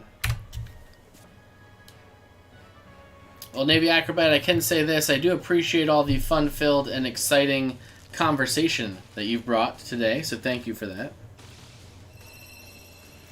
But Hop was your best friend since childhood, and you two grew and developed together, so your character would want to always be around and fight him because he's fighting his best friend. So that's one of those occasions that I say that's okay. That's where I said, like, I like somebody that's more rival-y, and I get that.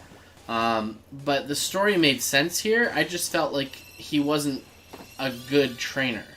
I think that's the biggest problem with Hop. And I know that some of what the story is developing Hop's abilities as a trainer, which I thought was cool, where he's kind of learning how to be a trainer and that kind of stuff. But at the same time, I felt like I was pushing him, but he was never pushing me. It's the way the story went. Well, and that one point when he, like, takes a break or whatever, or he says he's going to go train some more, Yeah. or he might not be cut out to be a Pokemon trainer. When I faced him after that, I expected, for some reason, I just expected him to be so much better than he was. Yep. Like, that would have been a great time to make him, like, super strong and challenging. Yeah, and I don't think that's... I mean, I agree. He had a character arc. You built his character. They made him into a person that was actually in the game and made a difference. But to me, it just... They needed to do more to push him to show that he's getting better. Not just show, okay, he's finally settled on a team and he's happy with that. And go from there. And then he finally gets a legendary, and it's like, look at me, I got a legendary on my team. I'm a good trainer now. Oh, yeah. And then I lost. Not me, him. He lost with legendary. Do you think the rotation of Pokemon throughout the game for him was their way to try and throw you curveballs? Like, do you think that they thought that maybe they'd be able to predict, so to speak, the teams he would build? To a point, but I think that the teams that he kept adjusting to didn't necessarily have synergy with one another very well. And the other thing about those battles, like when you look at that battle against Leon, like he knows how to battle. Yeah. Like his Pokemon have coverage moves, they're all coming to hit you hard, and you could lose that battle very, very easily by just running in there thinking you're fighting Hop. And his moves made a lot of sense too. Like after he did a move, you'd be like, okay, that's something I would have done. Like I would have exactly done that. Yeah, and it made his Charizard truly look magnificent at the end of all of it, because that Charizard had so much coverage and was just such a beast. And it's like, okay, I can see why Leon is the champion. I can see why Leon's so good. But you're spending all this time with Hop, and you're just like, I don't struggle with your team, Hop. It doesn't pressure me. It doesn't push me. Yeah. But yeah, I agree with the character arc, and I mean, Hop I think was done well from a story perspective. It's just when it came to the content of like when you're actually interacting in these battles, I feel like that's something they're missing in the meat of these games.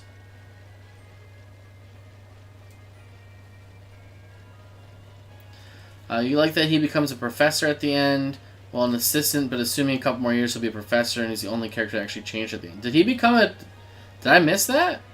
Yeah, he starts working with his sister, I believe. He starts working with Sonya. Yeah. Oh, I missed that. Oops. Yeah, that's where you can find him at in the end game. Is he's in the lab, and he's not doing anything crazy yet. He's kind of just like helping her organize, but... Well, then I dig that. Now that actually makes the whole thing make a lot more sense to me now. Because he's admitting that battle maybe isn't his forte. And maybe he's not that good at battle. And, he's going after something he's passionate about. Much like Brock, the gym leader. Where he just wants to be a Pokemon scientist, or whatever it is. Researcher. Mostly because he likes the girls. But... Brock's a fireworks outside. Yeah. Yeah, but I like it. I could dig that. I just really hope with these expansion passes that what they have to bring us is actually not going to be a walk in the park. I hope that it's going to be a challenge. 4 more boxes, Drake Exalt Tamer. I'm going to guess that means you didn't get your Drillbee yet. I just hope with this expansion that it's not a huge letdown, because I feel like they're doing a lot of pushing it. Maybe not pushing it, but I feel like there's a lot on the line with it. Yeah, I mean, this is the first true Pokemon expansion. You are paying for more content to play Pokemon. Yeah. Can they make it worth it? That's, I think, what the question comes down to. Well, yeah, because they don't. Like, no dice, or I don't think they're going to get away with... Like, I don't want to just walk into another wild area with a half-written storyline. Mm-hmm.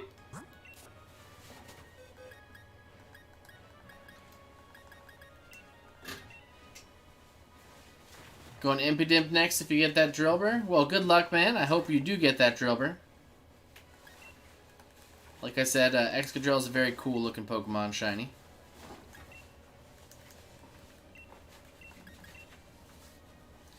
I'm going to guess, Navy, that you haven't had any luck with the Trapinch yet.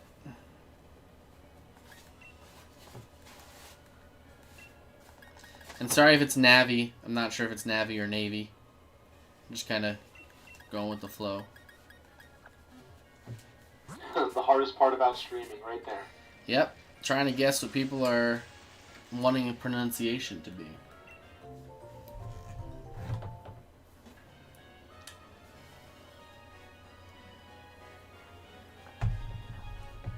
Still hunting.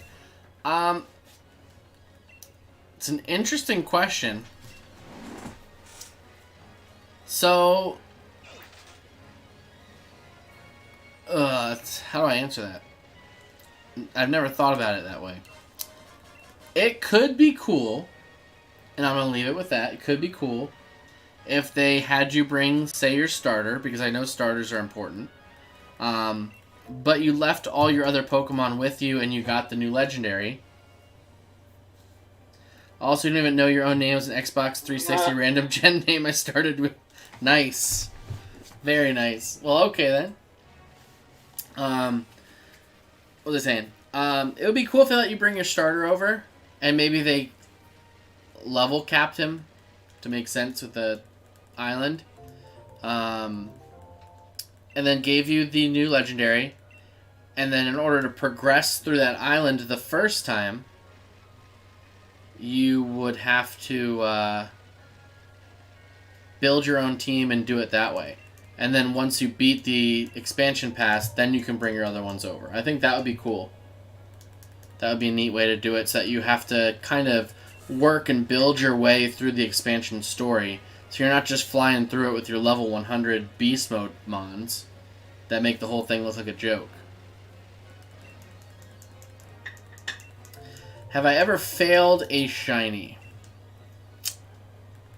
Lapras. Yep, Lapras. G-Max Lapras, and you were there. You saw it.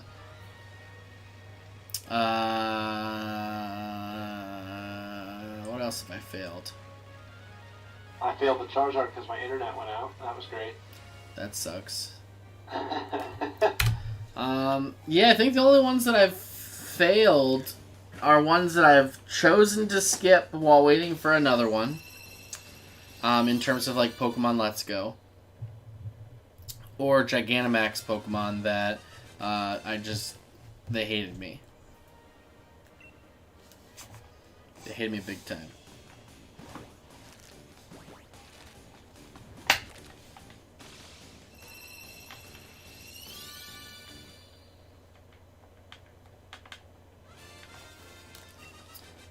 Yeah, I would honestly think that's probably the best way to do it, but I don't know if they're going to go that far, because that would probably make a lot of other people mad, because they can't bring all their Pokemon that they've worked so hard on over to the new island right off the bat.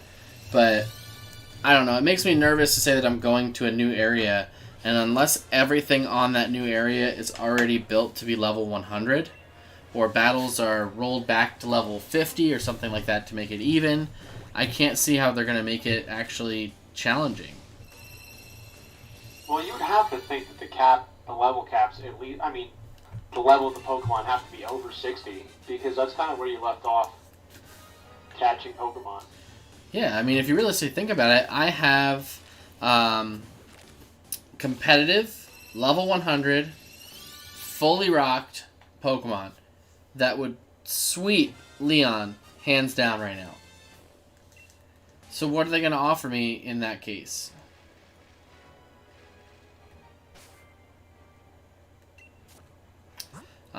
Drake Result says, I stopped Dens after deciding you thought that Den Shinies were kind of cheating because the game wasn't intended to have it happen. And that's all good, man. I mean, this is actually a conversation earlier. I don't know if you were here with terms of date skipping, and that's, you know, I don't think that date skipping is something you should ever feel ashamed of. To me, it's not my preferential way to play a game. It's got its perks. I've done it.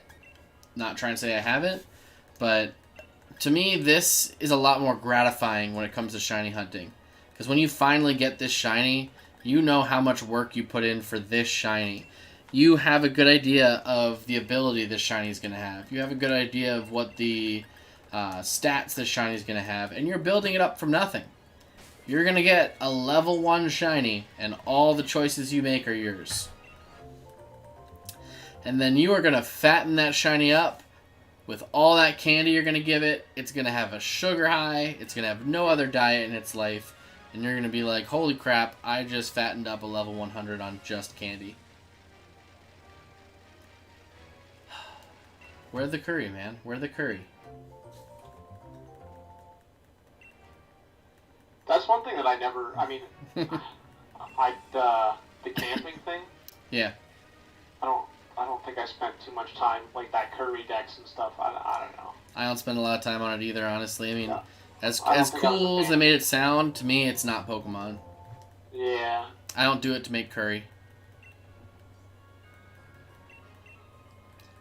Props to him to try to make something cool, but good luck, Drake Ult Tamer.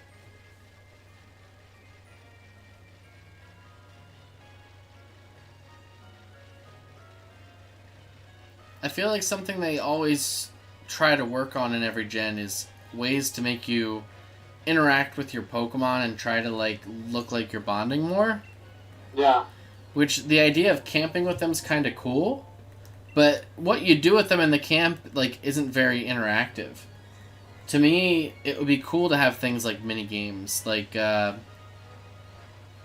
if they were stat changing mini games. Like those were a pain back in the day. Don't get me wrong.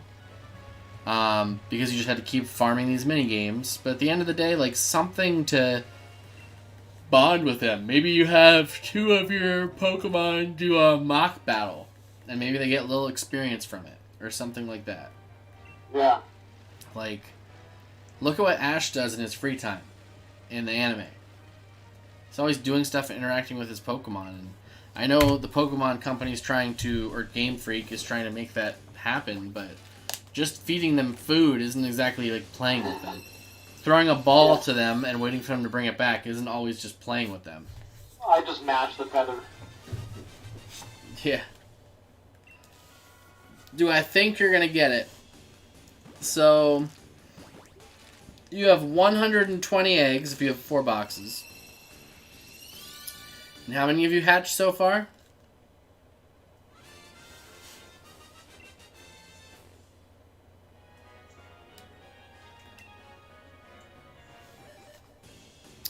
So with my friend that's on the 1000 Rookie D, I gave him my first shiny, and it was a Jupiter, a very nice shiny. He said he loves the purple, and he really started to dislike the game, so I wanted to help him. See, that's really cool. That's a good way to reach out to somebody that you are friends with and try to get them caught into the game, because it's a cool kind of shiny to have. So 130, so I'll put you at 250. I hope that you get it in 250. And your odds are typically better than mine. So I'll say it's definitely a possibility. Because for me, I don't think we see that number ever go under 500.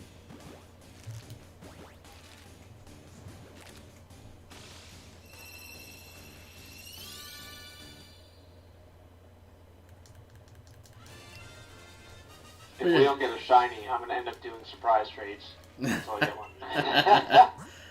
Probably better odds.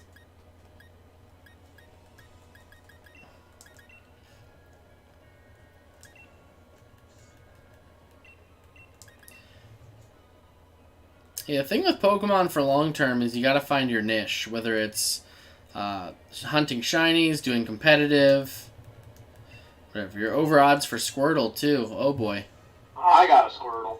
Adam got a Squirtle in like what, 150 maybe? Yeah, I think it was less than 150. Because my first one was the Charmander. No, I think I got the Squirtle in less than 50. I think that was my quick one. Because I just got the Charmander. Gotcha. And then you hunted a while for the Skorupi. Yeah.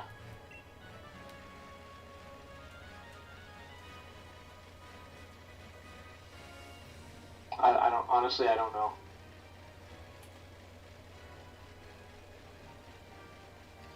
Was it squares? I think that's a question to the About the Jupiter? Or is that a question about the Squirtle? I think he was asking about the Squirtle. But is there a way to find out? Yeah, just, like, throw it in battle. Okay. And then as it pops out, it'll be like, pa-ching! And you see if it squares. How does the new type of shiny work? Ain't that a question today? So here's my understanding. And maybe this is what it was intended to be, or what it is. But when you are hunting in the wild for a Pokemon, you have when you get a shiny, 15 out of 16 times in the wild, that shiny is going to be a box shiny. When you are hunting Masuda method through eggs, if you get a shiny, it has a 1 in 16 chance for it to be a box shiny. So my understanding was, originally, when all these studies came out about this game, that box shinies were meant to be the rare shiny that you would get in the wild. And originally, I believe it was supposed to be like a super shiny, where the original odds were going to be like 1 in 64,000 or something like that. It was going to be nuts.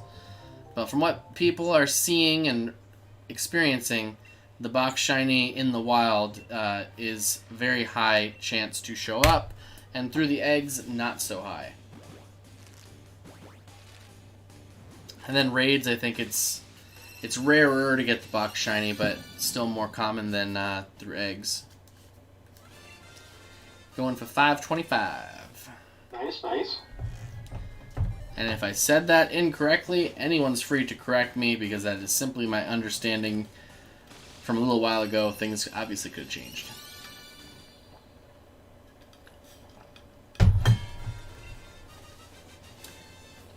But basically, when it shines, just as little boxes pop out. Yeah. Yeah, so like when it shines, you get the original sparkle and like a little explosion of stars with a regular shiny.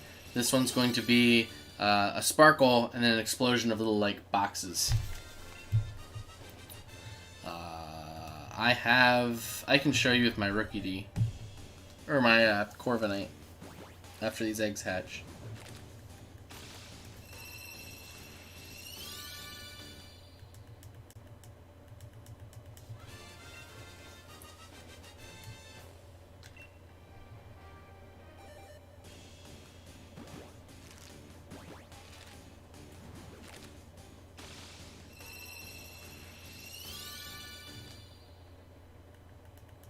I just want to see some purple, man. Yeah, I just want to see some shine, baby. Show me some shine.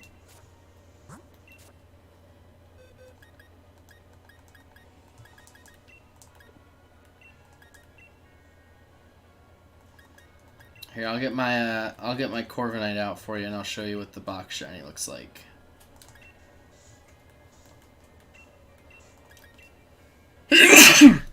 What? Ugh, thank you.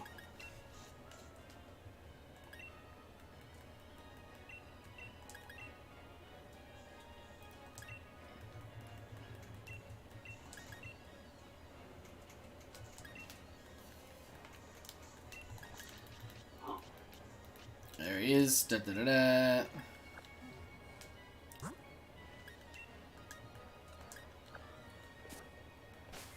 So let me just run into this guy here.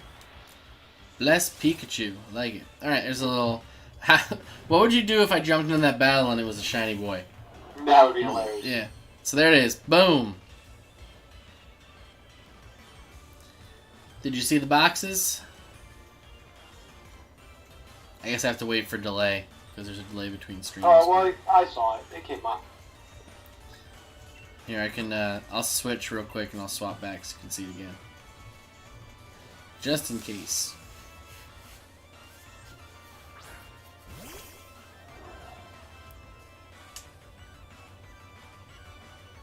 Dodged. Yeah, I mean, it's not super big there. Here we go again.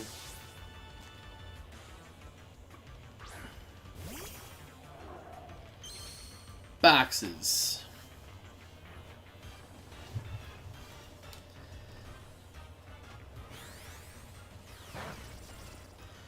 I took 1 damage. Not 1 damages. Yeah.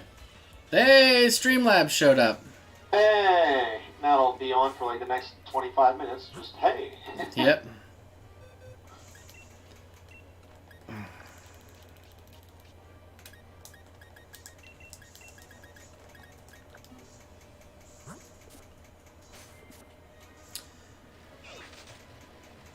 Yeah, but I mean, I wish that they had an actual ultra rare shiny. I know people are saying that marks right now are the new ultra shiny to get a mark on your Pokemon, but What do you mean, like a mark on your Pokemon? so Like those badges? yes, so you can find only through the wild. I don't even remember. Somewhere I have one. I mean, I have a couple, but you can get through some like through achievements, but then through the wild, you can also get some. I think it was a blip bug. Oh, ribbons you're talking about, right? Yeah, that whole thing. I'm not gonna look for one right now, but yeah. So you can get marks. So like when your Pokemon comes out, it could be like. I don't know, Corviknight the Stalwart. And that's what it'll say whenever you summon your Pokemon. So it kind of like gives it a following title nickname. But it's cool. It's neat.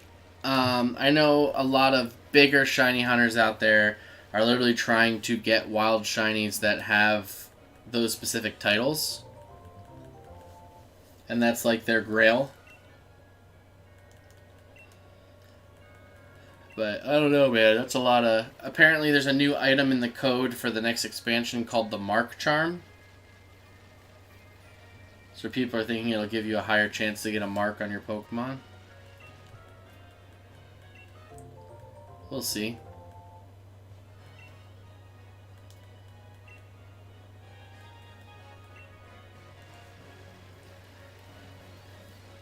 How many eggs you at? When I hatch this batch, I'll be at 451. Nice. Not nice. I want to be done. Well, I mean, you're at a good number, so the odds, in theory, are even better, but... Again, it's just a theory. It's not, Yeah. you know, a fact. Like, right now, looking at math, any egg now, I should get a shiny. See, you know what? I'd almost be interested to see how it's coded in the game. You know what I'm saying? Like, what's the... Is it truly just a random number generator? And they don't honestly have a clue when you'll get a shiny? Or is there a programmed, like, set scale, you know? Yeah. True, true. We both got an egg at the same time, and I think we summoned some form of demon and or god. I mean, if it were a demon god, that would be pretty messed up. I don't know what I would do with that. Well, maybe that, whatever we summoned, hopefully it's good, wants to give us a shiny. Which would be incredible! Oh, jeez. It would be even more incredible if I got the shiny instead, but... Nah. OKWithChamps.com. Alright. You got 2 yesterday, and I got I 1. did. So, it's my turn. Well, Yeah, speaking of you that, I did get one, and I never added it to my layout. What'd you get? I got a Growlithe yesterday. Which looked pretty cool, I Yeah. must say. Oh yeah, I forgot all So that. I do have to update that to Growlithe then, but...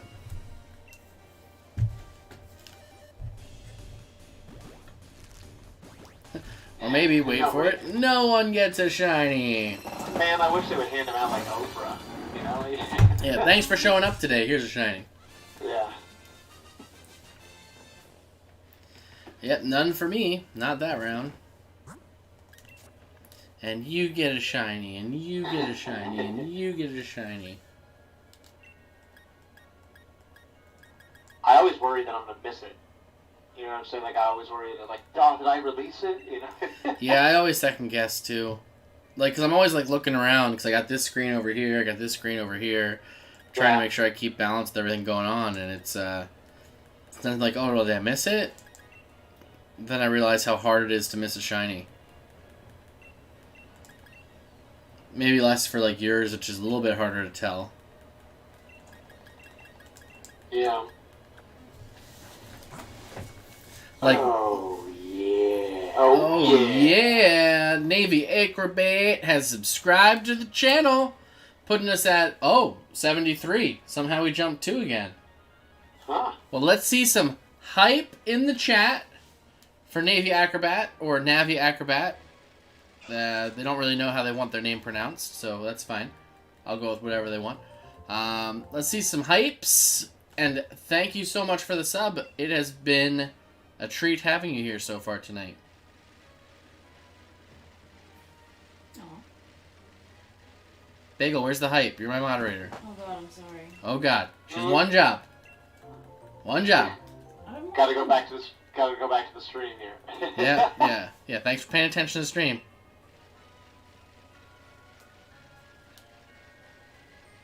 Yay! More hype. Yay! Gotta get that hype in there. I am happy. Are you happy? Where's Streamlabs at? They don't give you any hype. They did actually. Yes, I pushed a button. Success. Woo! I could make Streamlabs say it, but that's too much work. Oh, okay, so it's not too much work for me to have to pick up my phone and go into Especially the chat. since, my moderator should be in charge of Streamlabs, so... If I was in charge of Streamlabs, I would just not. First box, no shiny. 90 more chances. Well, good luck, sir. I need to find a way to empty out my boxes again, because I still have all those Wonder Treats in there. We did surprise trade battles, and we did 90 surprise trades on Friday night. Was it really that many?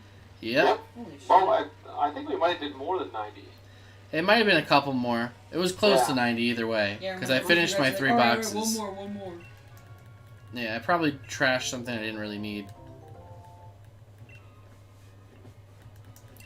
And that actually went pretty quick too. Yeah, it didn't take that long. I thought we would get more breed bait, like I said. Mm-hmm. And it didn't really feel like that when we got what we got, but... I got the Honchula. The Hawchula. I love it. See, Halucha! Halucha, yeah, that's Because he is a luchador. He's But- a burb luchador. But I love it. I love it. 5:35. Let's go.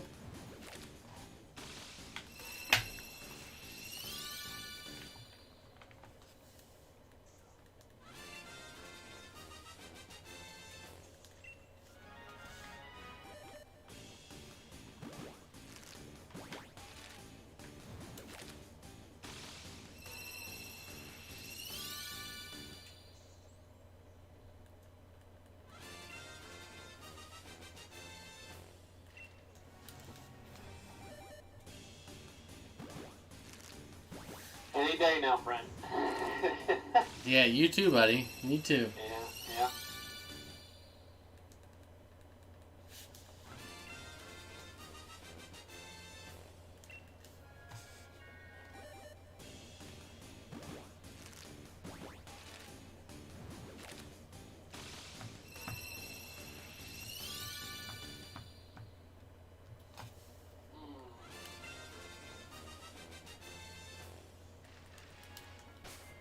The disappointment when an egg hatches if it's not shiny. I feel it, and the feeling's real.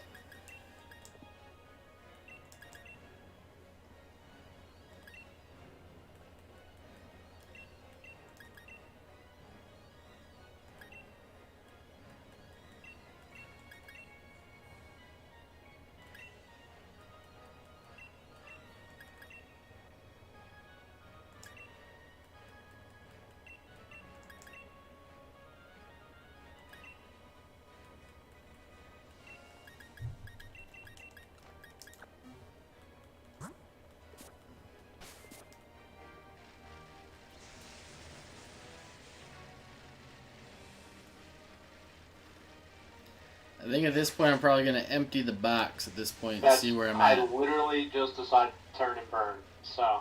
Yeah, I think it's time to start running these through real quick. I mean, that's still 30 hatches, so that'll put us well over 550 if that's the case.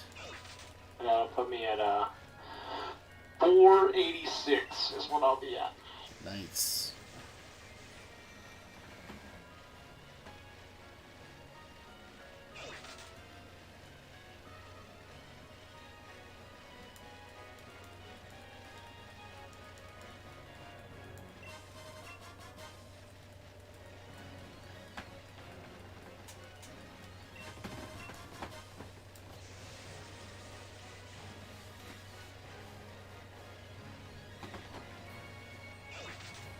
Yeah, exactly. That is the 100% truth. The sad part is I didn't realize that until after I decided to start going for it. I got one in a Wonder Trade and just decided that I would try to get the shiny version of it because it was a 6 IV and it was hidden ability that I got. So I was like, yeah, let's try for it. And then I realized it's one of those pointless shinies. Yep, I think I transferred mine over to home. Let me see. It's got like purple ears and eyes, and that's about it. It's like the only difference. Well, on the feet, but. Oh wait, mine wasn't shiny. Why the heck do I think I have a shiny Alolan Vulpix? I don't have a shiny, I have 200 IV ones, like max IV ones. No shiny though. I don't know, I keep thinking I have a shiny one. 100% in Pokemon Go, sorry. Oh, there's so many different terminologies. I'm trying to keep up with the teams. Oh, shoot. No charger? Well, no, I can't. I don't have any outlets. It's plugged in here, so I can't do anything. Are you gonna be on much longer? I'm gonna try to finish these boxes. It's almost 10 o'clock. Alright, well, I'll watch from downstairs then. Okay. I mean, it shouldn't be too long for me just to empty out these boxes. They're hatching pretty quick. Oh, Jesus. I haven't seen the Alolan Ninetales yet. Oh, Ninetales looks okay.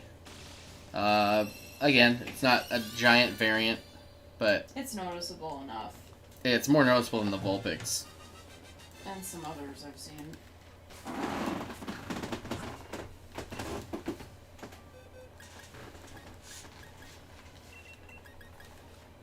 you want me to turn this back on for you? No, it's fine. I have this fan on and I won't be too much longer. Alright, there's a line already for our Wonder Trade fiasco we have next. Nice, nice. The surprise trade party. Where we party with surprise trades. Spooky. Who's Spoopy?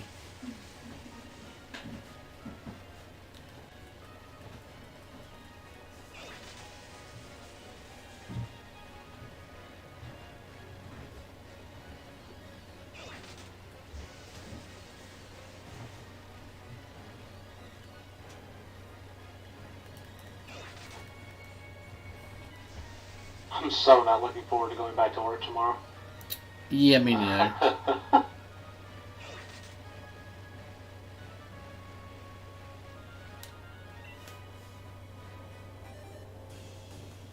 5 more. Let's get it.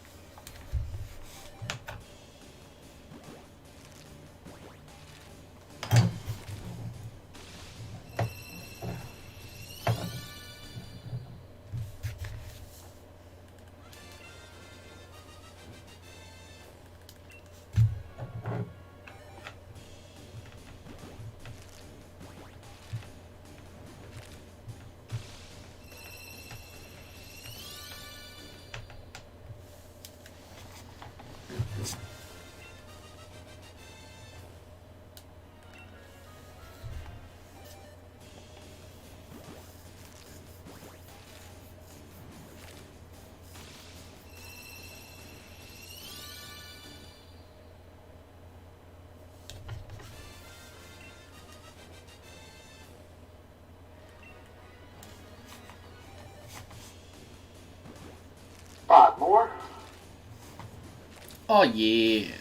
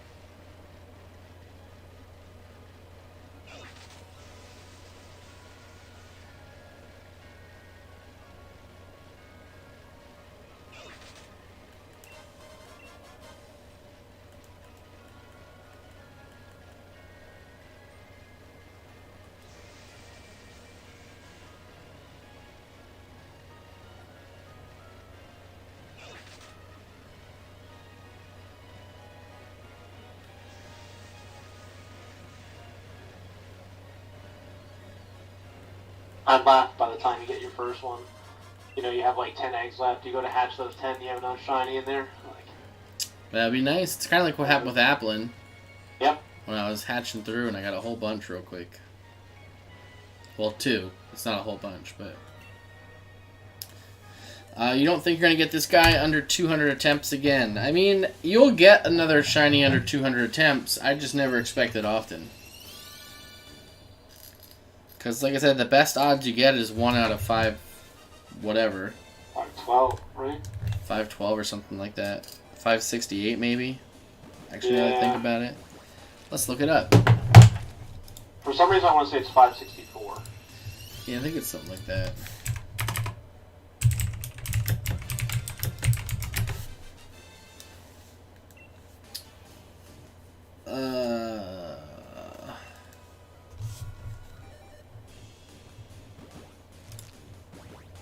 One in 512.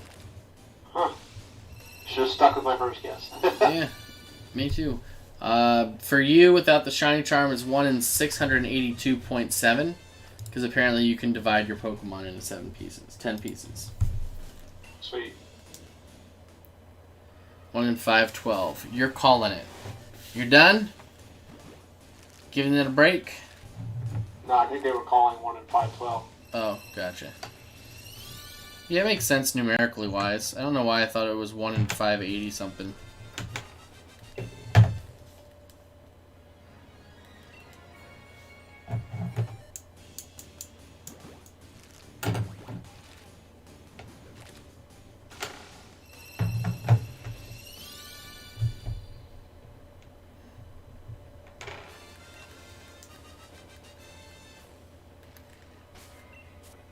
Next 5.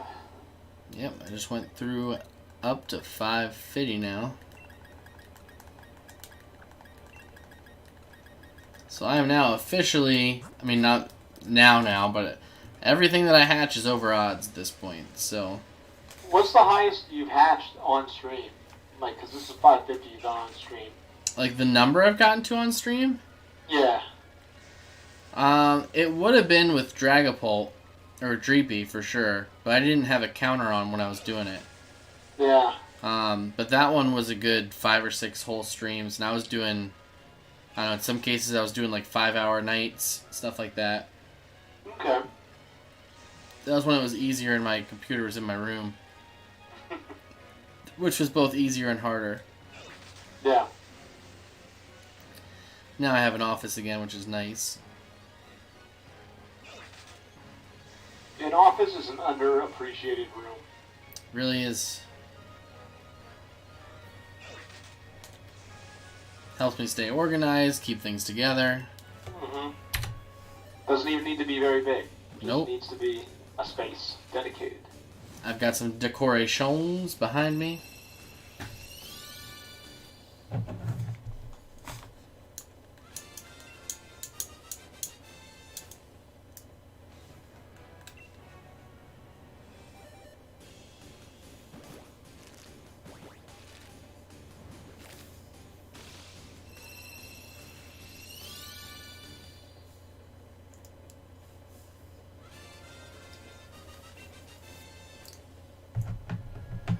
Going up to 555.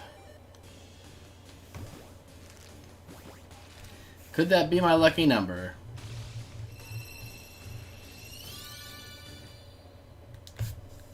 Alright, dude. I think I'm gonna call it for me. Alright, you all tapped out there? Yeah, my eyes are starting to bother me, so... Alright, no worries, brother. Then I got 10 more after this, so... Alright. The end of the call or anything isn't gonna screw anything up? No, I just basically black out the screen for you. Okay. Alright, perfect. So easy well, then enough. you have a good night, good luck. Yeah, you too, and man. I'll be in touch. Yeah, we'll talk soon. Alright, later. Later.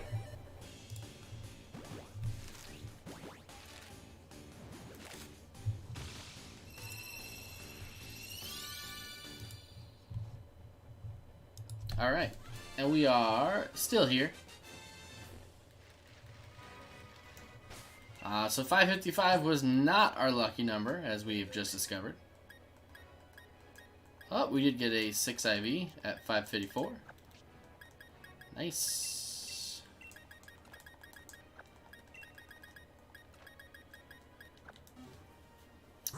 All these boys will be Wanda traded. And then there was one.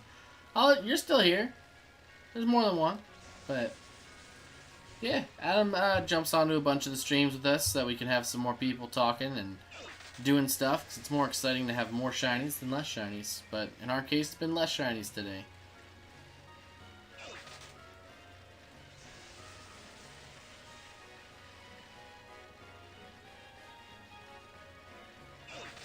I'm hoping that one of us can strike gold before this is all said and done.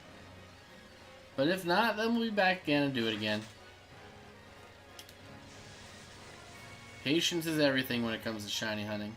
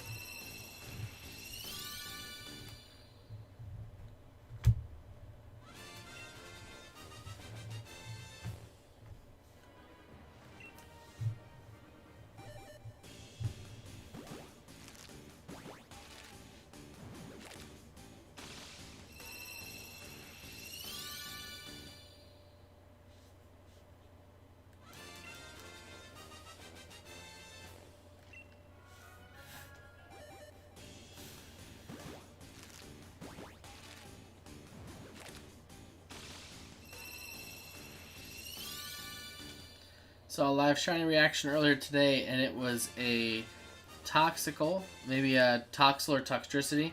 I don't know how it's spelled, but to be honest, they're really PG, so all I heard was a lot of holy hex. That's funny. Holy heck. Holy heck. Oh, man. Yeah, I mean, I try to keep things real and PG, but that's not really the way I play it. I don't think I do a lot of holy hex. Maybe I will now. We'll see. First, I gotta get the shiny.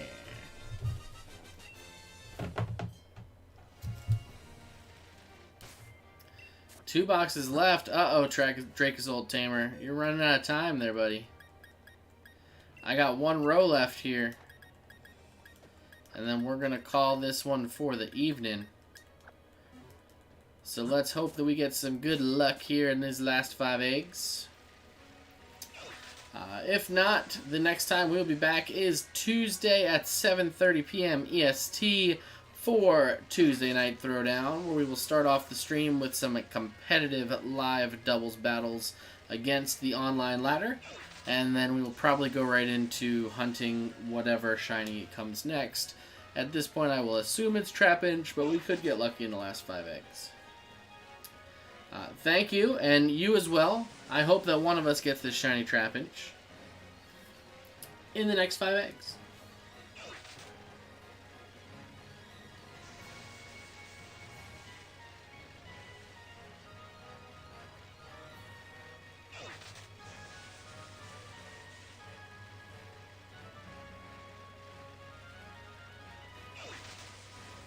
This will take me up to 565.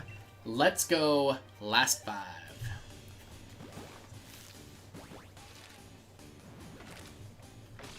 Good luck to everyone in the chat on these next 5 eggs that you hatch.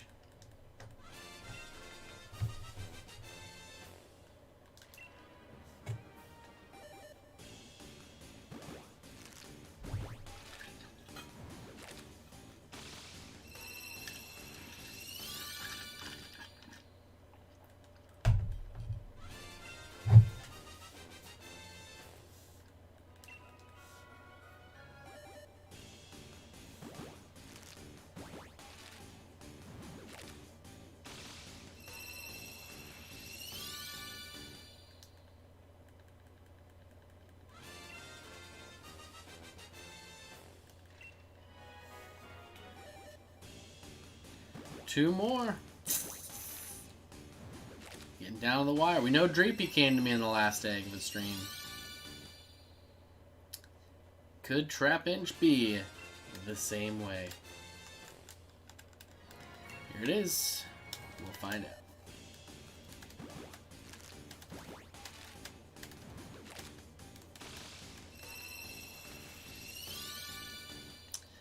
If it's gonna happen, it's not today.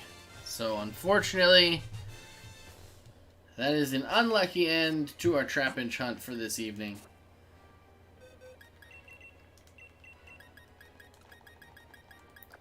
Get him in here for the Wonder Trade Fiesta. And that is where we are going to call it a night, ladies and gentlemen. So you've got Tuesday Night Throwdown, 7:30 p.m. You've got a stream on Thursday. I work late on Thursday, so maybe not Thursday, maybe Friday. I'll get back to you guys on the next stream after Tuesday. I'll have more information for you on Tuesday. So Tuesday, 7:30, Tuesday Night Throwdown, about an hour or so of online competitive doubles battles, and then we will continue with shiny hunting or possibly surprise trade wards with Adam. We'll see how that plays out. But thank you, everybody, for coming to the stream this evening. I appreciate the support. I appreciate trying to be there. Have a good night. And I appreciate everybody for showing up tonight and supporting the stream. Leave a like or subscribe down below if you have not already. I appreciate the support. And I will see you guys on Tuesday. Peace bounce.